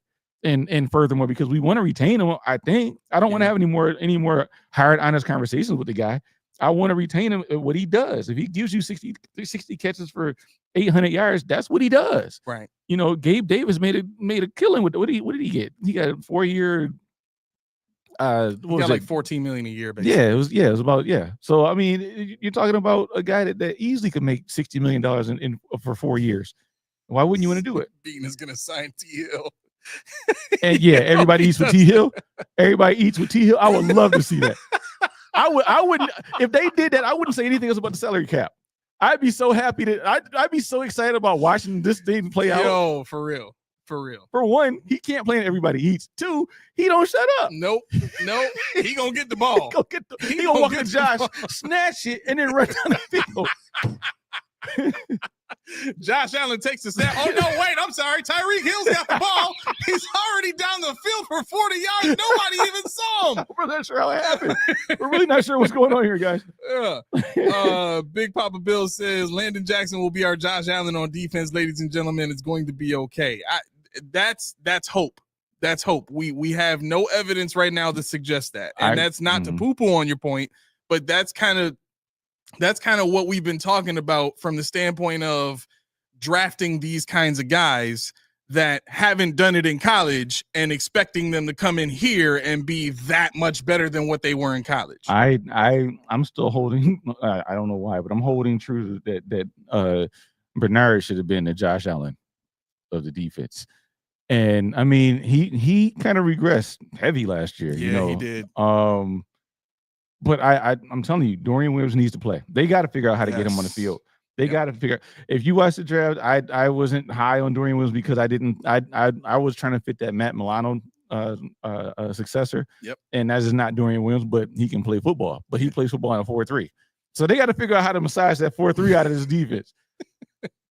Well, I mean, we would essentially have to hope that the next nickel corner behind Taron Johnson is so bad that they have to switch to a 4-3. Taron hurts himself in the Yeah, they just have to hope that nickel corner is so terrible or so injured that we can never play nickel again. There were a couple of comments I wanted to get to. Spin is trying to piss us off here. He says, no, just you, not me. Well, he probably is. Probably. Dead cap. Yeah, that's me. He says any player who makes 10+ mil will have a dead cap when they go out. But if Von don't get hurt, he's worth every penny.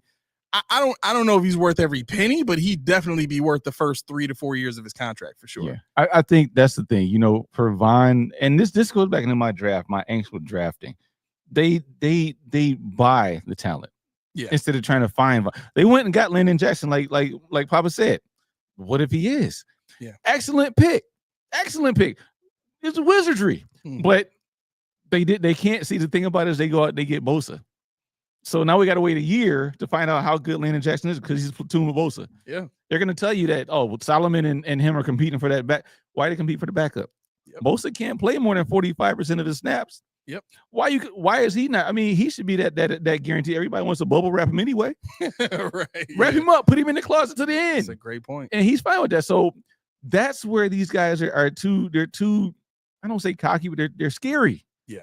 They're scared. They don't want the speed of Ezraku. They don't want the problems that James Pierce and Mike Green brought. They don't want the size and the small school mentality that Solomon has. They don't want Landon Jackson to learn on the fly across it. Because in the same vein as them saying, we got this, trust the process, they're saying, I don't trust these young guys.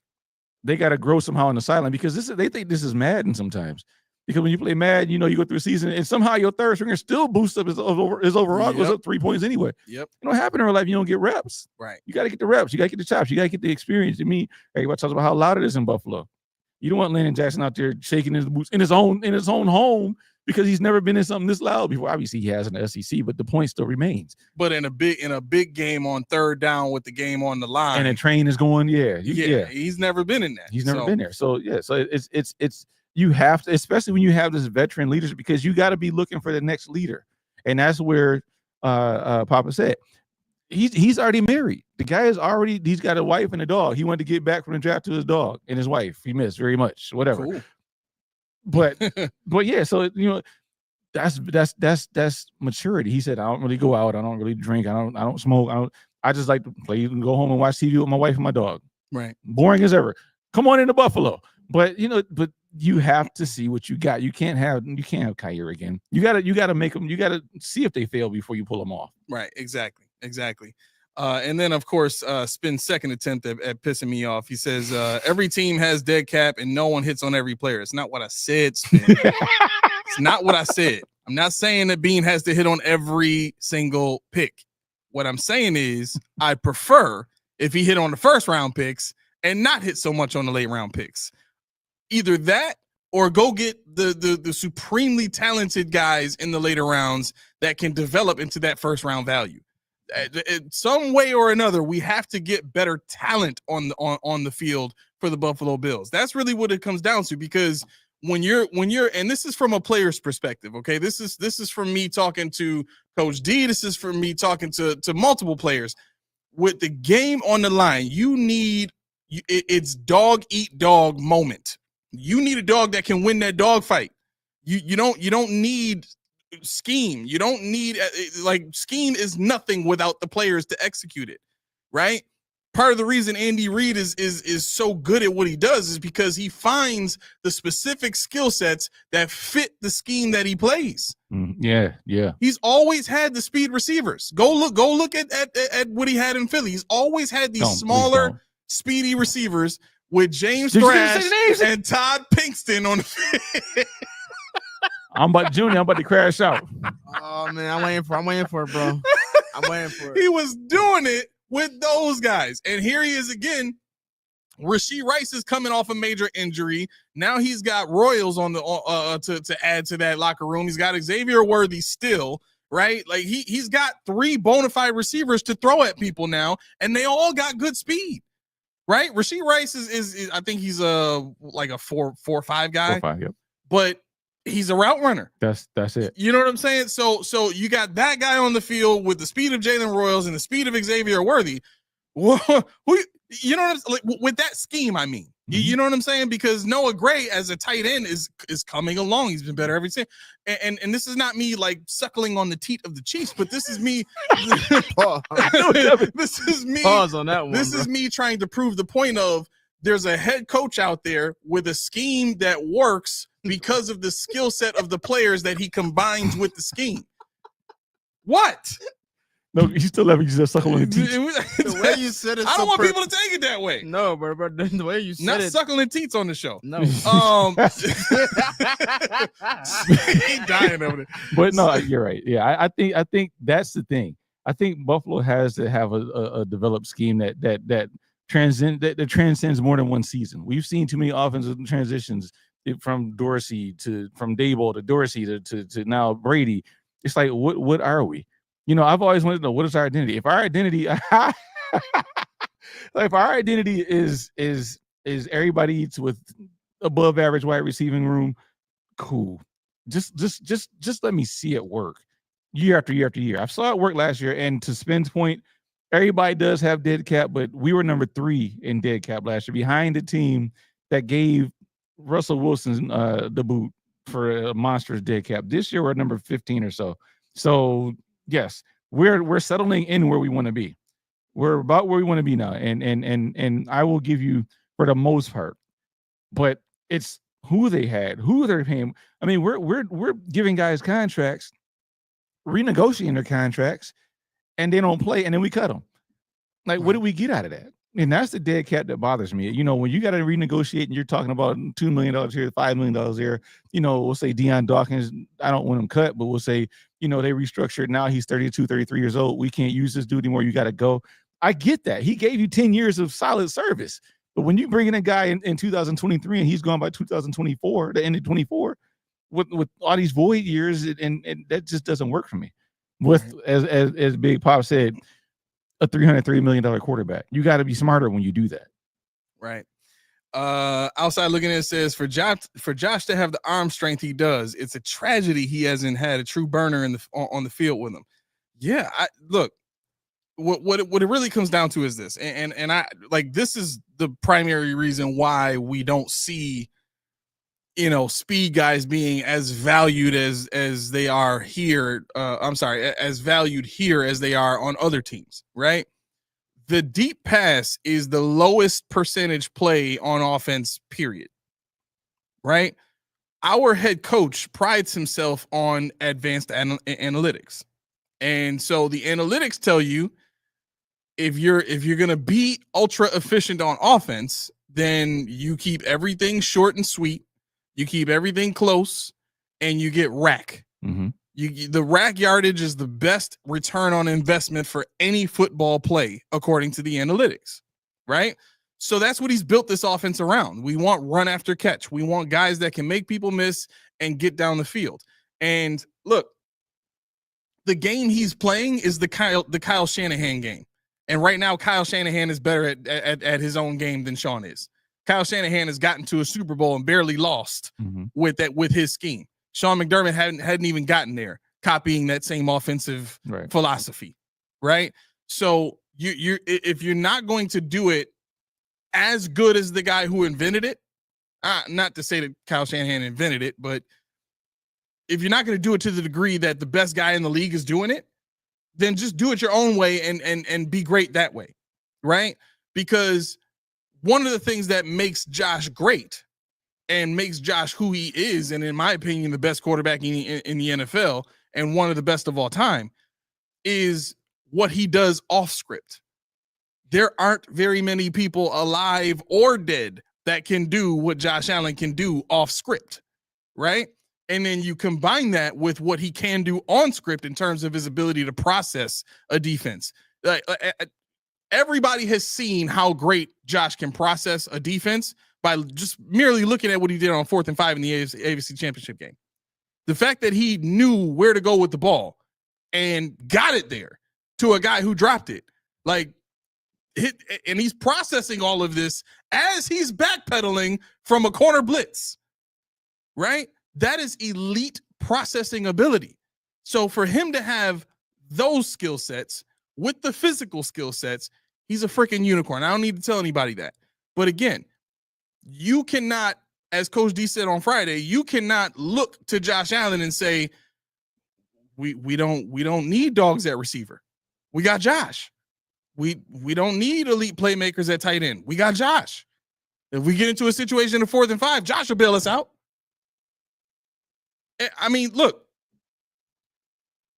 I don't typically like Nick Wright as like, you know, I like him as a TV personality, right? The person, based on what I've seen on social media and stuff like that, kind of rubs me the wrong way.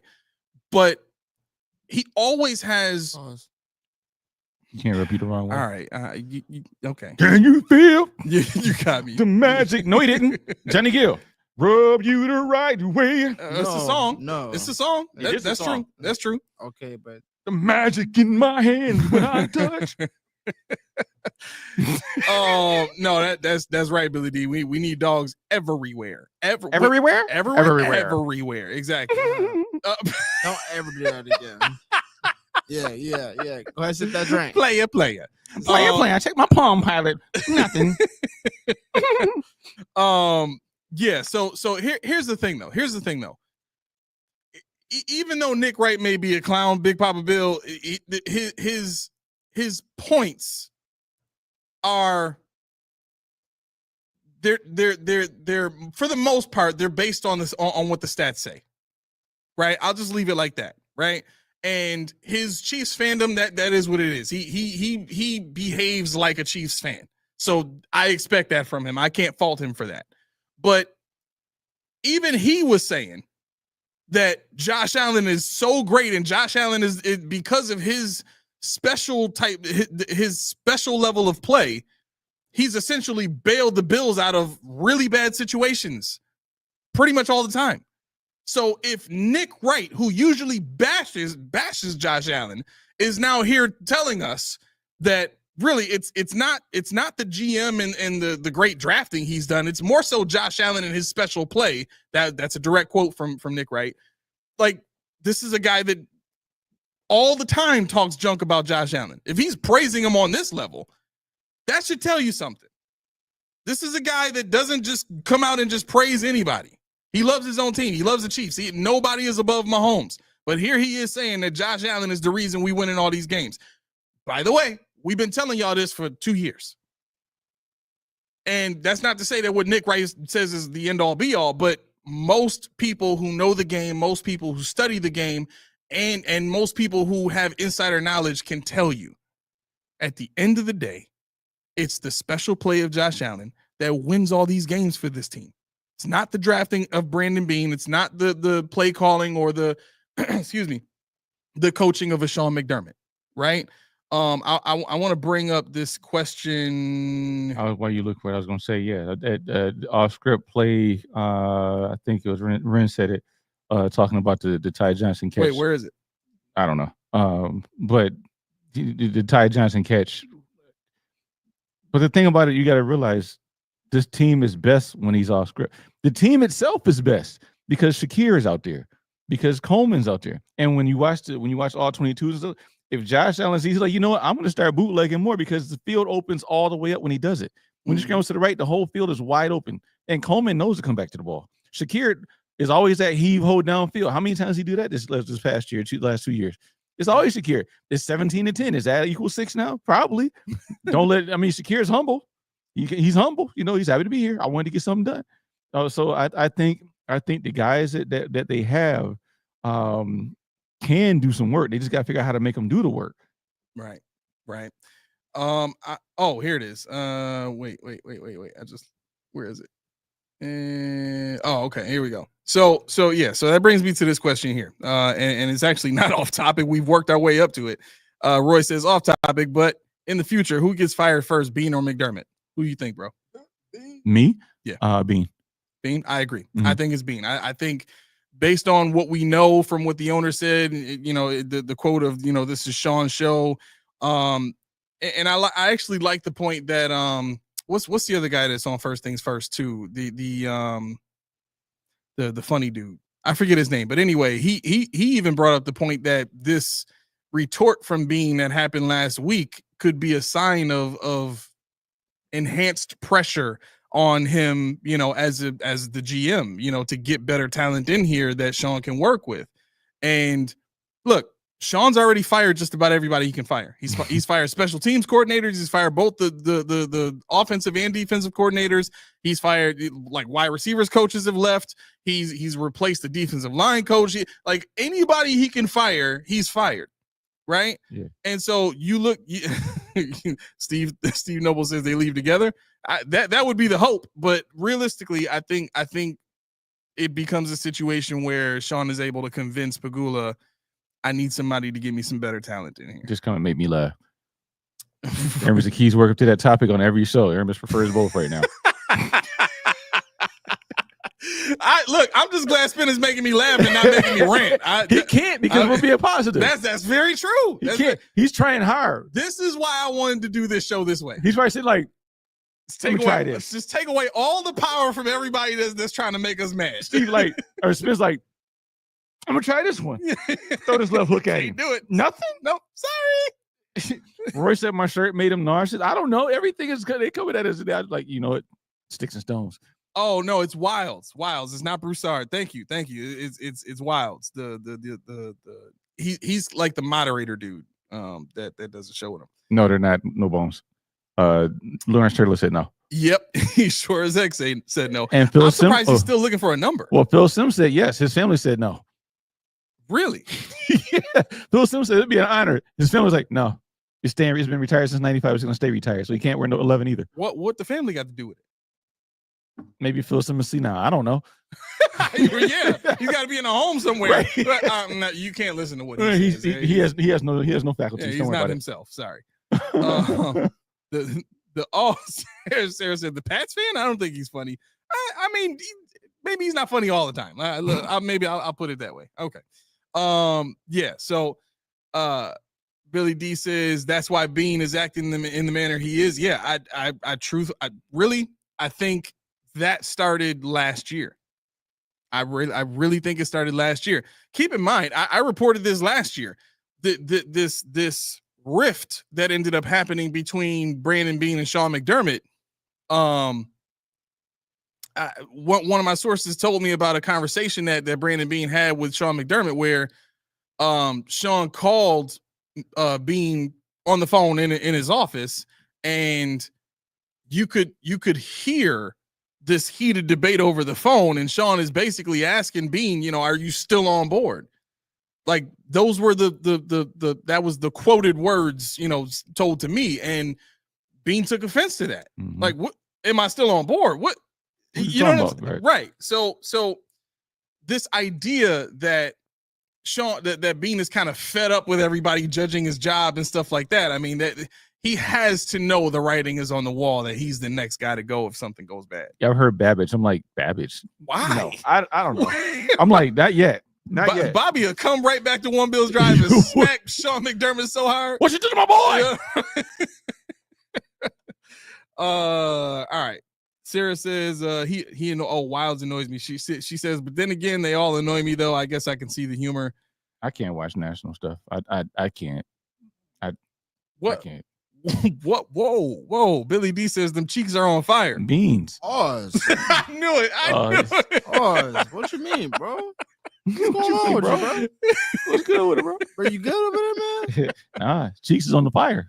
Key. Hey, it's what it is. No, it's not what it is. What is it? It's pause. Okay, That's what it is. got you. Right. Mm-hmm. Ooh. Oh, Ooh. go ahead. Ooh.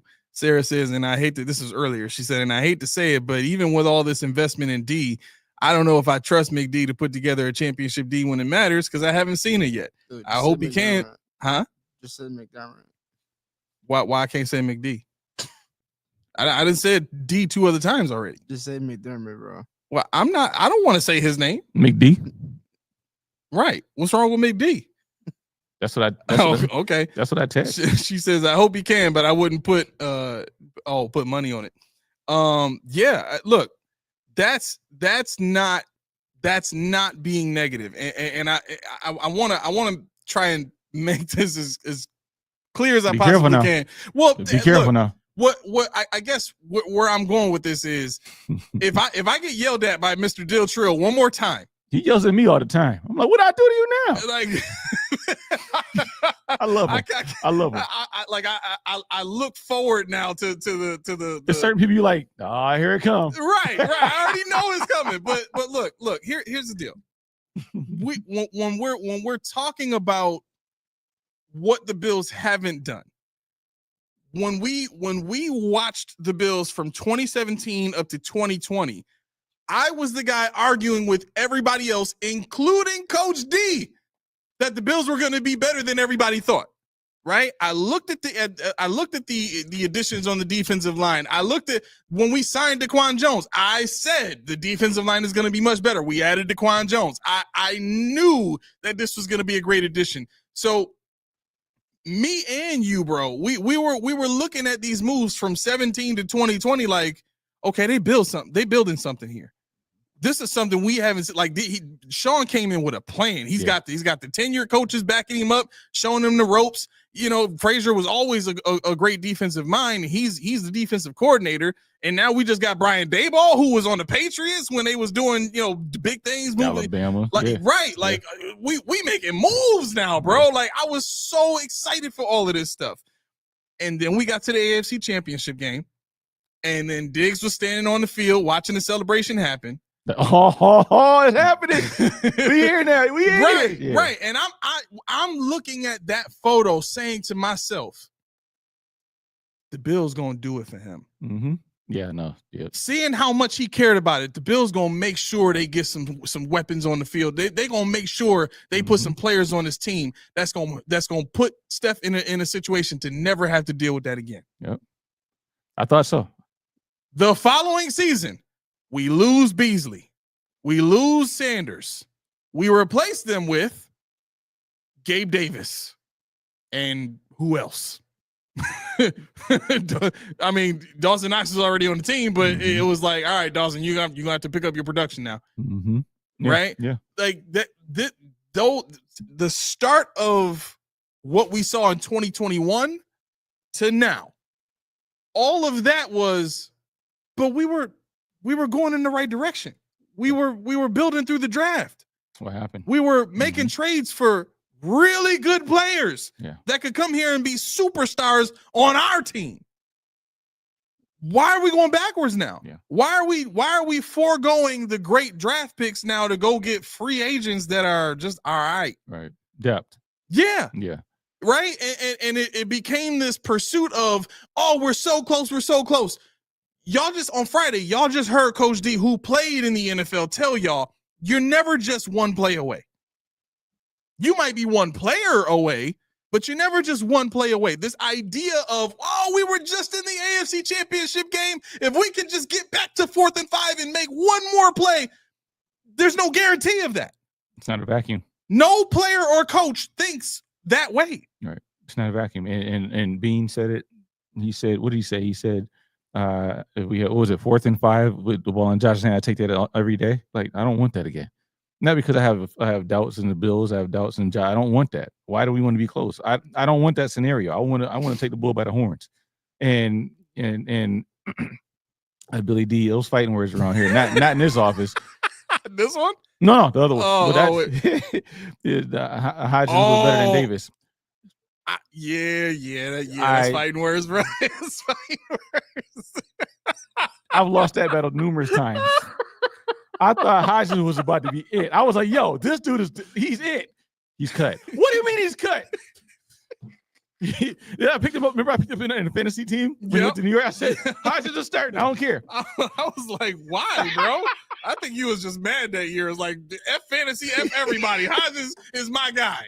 Period. I don't care what nobody say. He was already, he did decent too, but that's how I was. Like, F you, I'm losing anyway. I don't care. I was pissed that he started doing good because you was winning games with that dude. I was like, bro, there's no way you knew Hodgins was going to do all this. There's no way you even knew he was going to get on the field and he's on your team. That was my guy. That was my guy. I mean, the what do you call it? The archetype that he had, it showed you, had he stayed healthy, he was going to be that dude. I mean, not okay. He's not going to be that dude, but he would have been a hell of a player. Especially everybody eats. He played in slot at 6'4". He played outside. It was ridiculous. He was a basketball player. Yep. Yeah, exactly. I don't want that scenario anymore either. I don't want to see it. I can't do it. I need different. You know, I don't want any more last second wins. I don't want any more nail biters. I want to take the bull by the horns one time and just get a signature interception like Taron Johnson on Lamar Jackson. I want that interception that Micah Hyde had against what's his name from the Patriots, Mac Jones. Oh, Mac Jones. Mac Jones. Yeah, I want that where he came across the field and picked it off when that was a sure touchdown. I want Josh to be sitting on the sideline like us watching it unfold. I want Cook for his last year in Buffalo.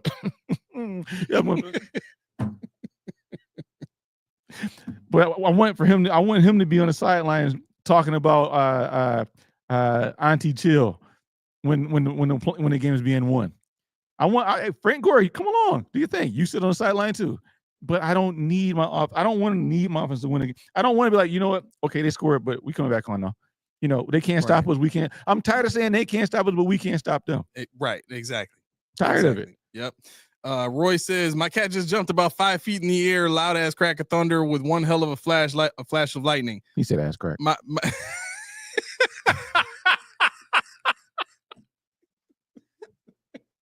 Where is this thing? Where is this thing?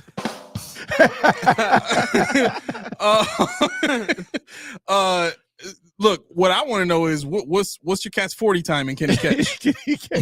That's what I want to know. He's not gonna get him. Well, what's fair for him and fair for us? Right. He's only going to play about 15 snaps a game. I mean, it's, how much does he bench? Right. There you go. There you go. Right, the hard hitting questions right here. How much does he bench? That's what we're talking about. Yep. Walter says the 13-second game in Gabe Davis is literally an example of an argument for drafting and developing wide receivers and not assuming you're set. Thank 100%. You, bro. Yeah. Thank you, bro. That's a guy that Dayball was able to insert into his scheme and turn him into what nobody thought he could be. And after Dayball left, it will never be again. He will never be again, mm-hmm. Right? So this is the reason why you go and you draft guys to fit a scheme. You don't go and draft guys because of their personality and their skill set and their versatility and then just try to fit them in wherever you can. you end up with a wide receiver room like we have, where you're paying a bunch of guys a lot of money and nobody even really has a defined role. Right. No,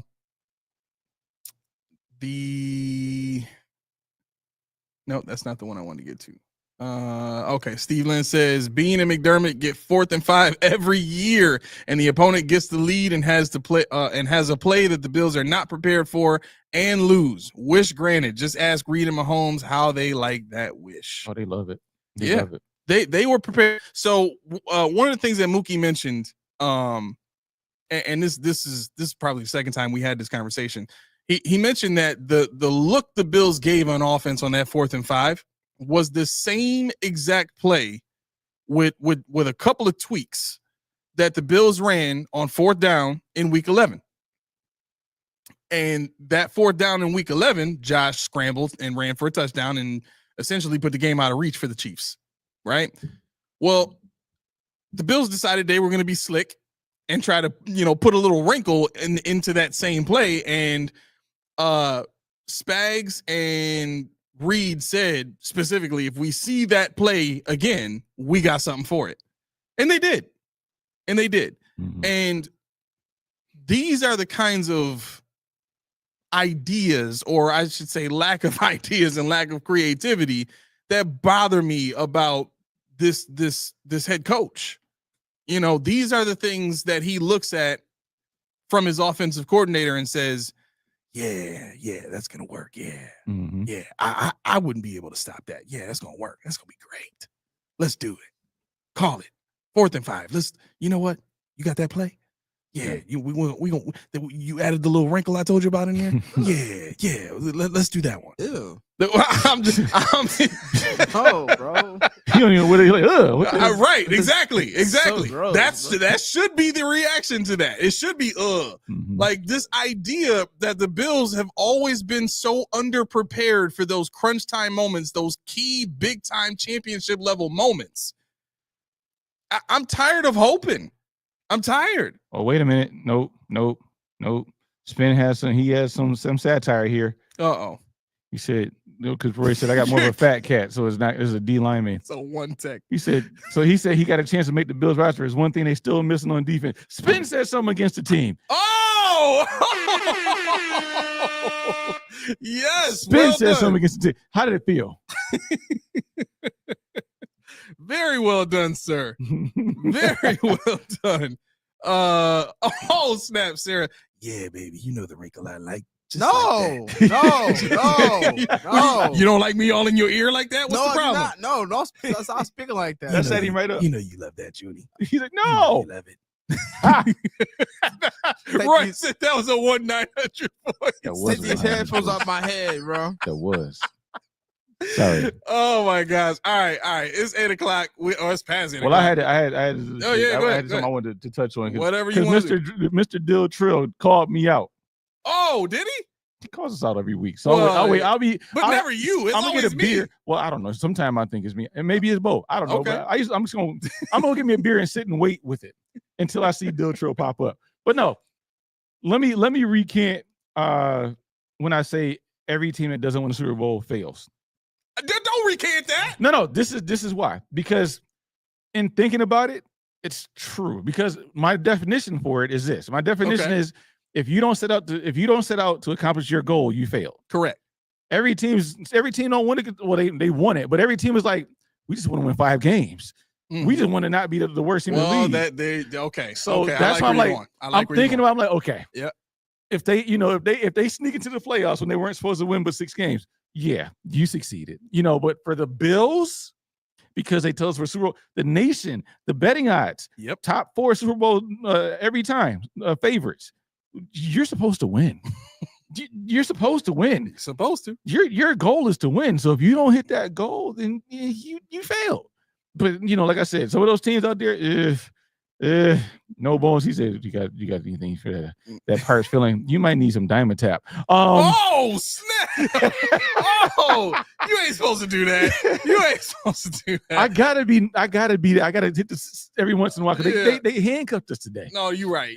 No, but like that's when And I did see that. I remember now he coming at you for that. But look, that was kind of a universal point that me, you, and Coach D were talking about. You know what I mean? And it's a legit thing. I like that you brought up that might not be the team's idea of success. But look, what the team thinks about their own performance is irrelevant. At the end of the day, it's about the primary goal. And the primary goal for every team and the design of the NFL is to win a championship. Just like the design of the NHL is to win a championship. The design of the NBA is to win a championship. Why would I have this thing that all 32 teams are striving for at the top if that wasn't the primary goal? They all want the one trophy, right? Why make that trophy the goal if that's not the sign of the highest level of success, right? And so, look, to be clear, what we've stated and what I ended up responding to Mr. Dill Trill with, which is that's how players think. And I actually chose this when we started the show. I choose to think about football and to analyze football like a player and like a GM and like someone who's in the business.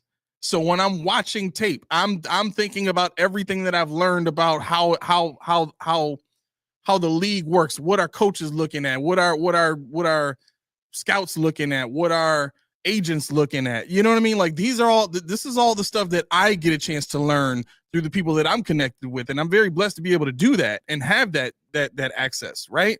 But when I hear people kind of getting frustrated with that perspective, it's like, well, look, you can, it's okay to have a fan's perspective, but I don't think it's okay to try and chop my head off because I don't think like you think. Yeah. You know what I'm saying? And Spin's trying to cover himself up. No, not true.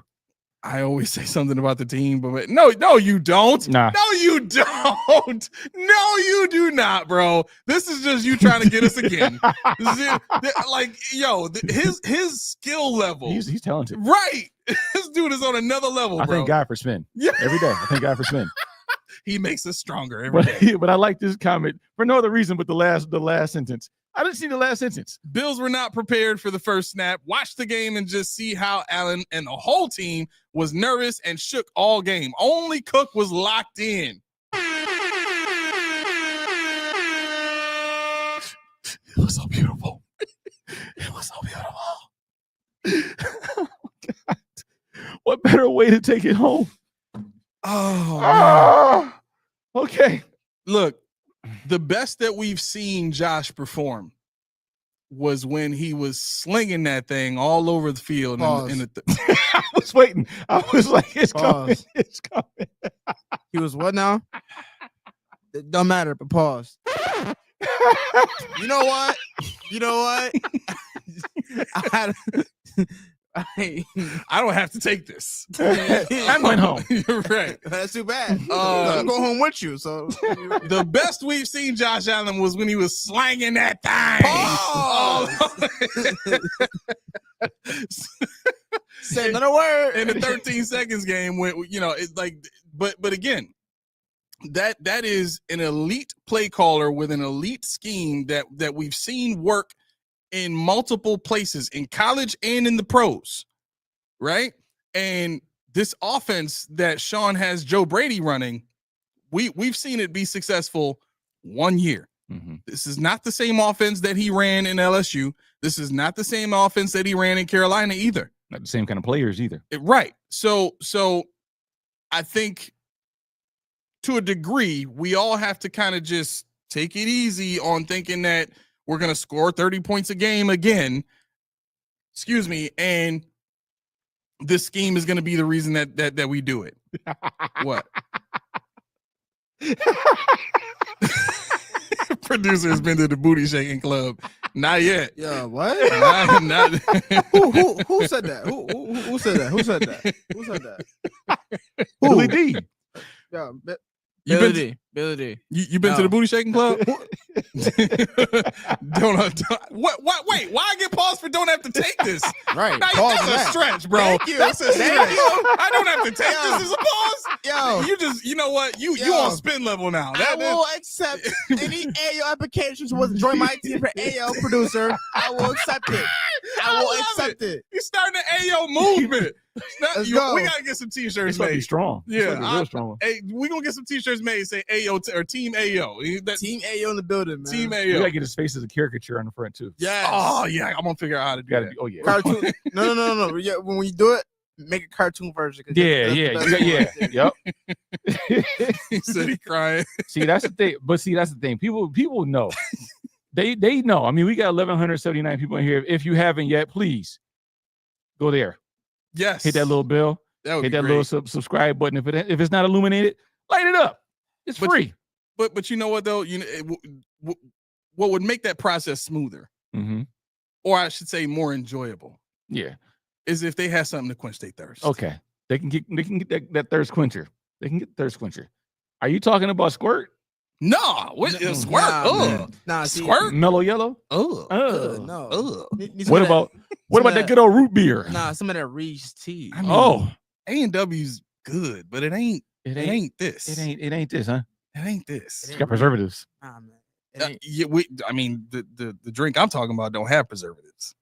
Billy D, that's a different one. Code 45 works every time. Works every time. But in this instance, this case right now, we're talking about that good old Reese tea. Yes, sir. It's 1 part delicious, 2 parts healthy, and also 1 part refreshing. That's what you can expect when there are only 4 ingredients. But I don't even drink tea. But guess what? That's a good drink there. Don't take my word for it. See for yourself. Head on over to Reese. Get yourself a case or individual. Let me know how you feel about it. You won't be disappointed. Reese Tea. Click the link in the description below. Use the code PPP, Post Podium Podcast, whatever you want. Let them know who sent you. All right. So hopefully you can hear us over it. What? Turn me up. You're right. Turn my music Turn my up. music up. What? Put some trouble in it. Oh my gosh. Look, you know what time it is. We got to jump out the window. So if you have not done so already, the link, or I'm sorry, not the link, but the address you need to get to is right here. Right. Oh, I'm sorry. Wait, bam. Okay. Right here. You got to get to YouTube. All right. We've been talking about doing some additional content for our members. We're moving some things around with the membership price. We're gonna lower that. OLI, if you're watching right now, please do not forget to DM me your email so I can send you that Discord chat link. I think he follows me on X. I'm gonna go ahead and harass him. Yeah, great. Let's do that. Harassing. Yeah. So, all right, look, please and thank you. Like, subscribe, hit that bell, make that thing Ring-a-ling-a-ling. so that you can get notifications when we send notifications. Like, just talked to Mookie on the phone last night. He called me last night, so we have confirmed Mookie is going to be on the Madden content. He is going to be the reporter asking the questions and the post game stuff, right? So that episode I expect to be ready to come out in 2 weeks at the very latest. At the earliest, it could be next Saturday that we can release that episode. Okay. So we're working on that. We'll keep you posted as everything goes.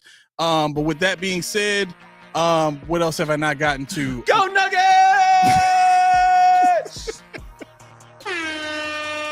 You get one. Thank you. That's cool. Got it. All right. So look, we got a merch page. All right. If you're looking to contribute and help us out on that side, and you want some merch to come along with the help that you're sending, go ahead and head over to our merch page. The link for that is in the description of this video here. And if there's something else that you would like to wear or have that you don't really see on the page, let us know. I can make it. I can have it ready for you in 48 hours at the very latest, right? We usually specialize. Our specialty is getting back to people on social media, wherever you might hit us, within 24 hours. That we've been very good at that. We take pride in that. We're going to try to keep that up as much as we possibly can. These comments are starting. I was gonna say they made it up the last one. Yeah, it was a lot. Because usually guys like Mr. Diltrill and there's one more person that like every time they start to comment now that like they're responding to every single point that they wanted to yell at us for on the show. As it comes, like timestamp it at least. Matter of fact, timestamp it. If you don't know how, I'll tell you later. So we know what part you're yelling at us about. But before you slander, make sure you subscribe, because if you don't, we ain't responding to none of that. Yeah, for sure. Because I don't even know what y'all talking about half the time. I don't remember half the stuff I say on the show. I'm just kidding. Spin, you can. I know you can. 1,000 questions I can come up with and ask in a day. Yes, you can. One Piece. I'm a big One Piece fan. I'm on the Egghead Island arc. They just got there. I know the second half of that arc is out now. I don't really be having a lot of time to like sit and watch the sub version though. That's kind of tough for me. Anyway, the Key salute. He like what? Okay, he don't know what that is. I have no idea. I'm like, you see Key's face. He like, I let Junior for comment. I'm like, what is this? The Egghead. What's he talking about? Well, okay. I apologize. I haven't watched One Piece. Billy D is been real, bro. Yes, sir. Code 45 for later on. Yep. Spence says, I expect a response to every single one of them. You said it, it's your specialty. Oh, wait. Look, that's fine. Listen, I got 2 announcements. A like is a response for you. I'm going to just like all your stuff. I won't reply. What's up?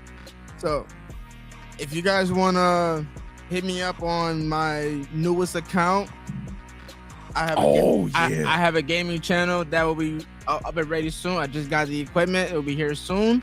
If you want to check out, my name is Babyface Assassin on YouTube, and also check out my newest video that I just posted on my Battles with Your Knowledge. Go watch that, and you will love to see me rant on that show. So please go watch that. Going off on all these Houston Rockets fans. Yeah, that's Yes. right. You heard it here first. Basketball Truth and Knowledge is the channel. If you like basketball podcasts and you want to see the AO producer, aka Junie, crash out on the show, you got to go check him out. He's on YouTube. Did you have a tank top on when you crashed out? No, I had the Warriors. Now you got to have a tank top on.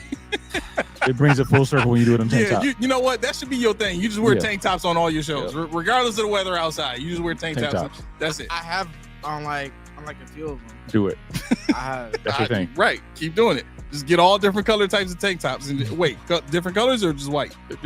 Any color. It don't matter. Okay, white, gray, black are my standard colors. Okay. Whatever you feel good with. Yep. All right, look, we got to jump out the window. We appreciate y'all sticking with us this long. All 1,190 of you, thank you so much for watching. Y'all have a great night. This has been the Post Podium Podcast, home of the All Truth, No Sodium Takes. I have been your co-host, Aramis. 40 keys. See y'all later. Love y'all. Oh, I love him too. I do. Wait, let me do it. Put it back. No. Don't. Stop. No, bro. No. No, don't be copying his stuff now because you feel bad. He didn't tell everybody he love him and you don't. I said it the last show. Go ahead. No, you didn't. Maybe on Monday. It's so late. I did say it on Monday. So put it in the comments. You heard me say it. All right, y'all. See y'all later. All right. Y'all have a great night. Peace.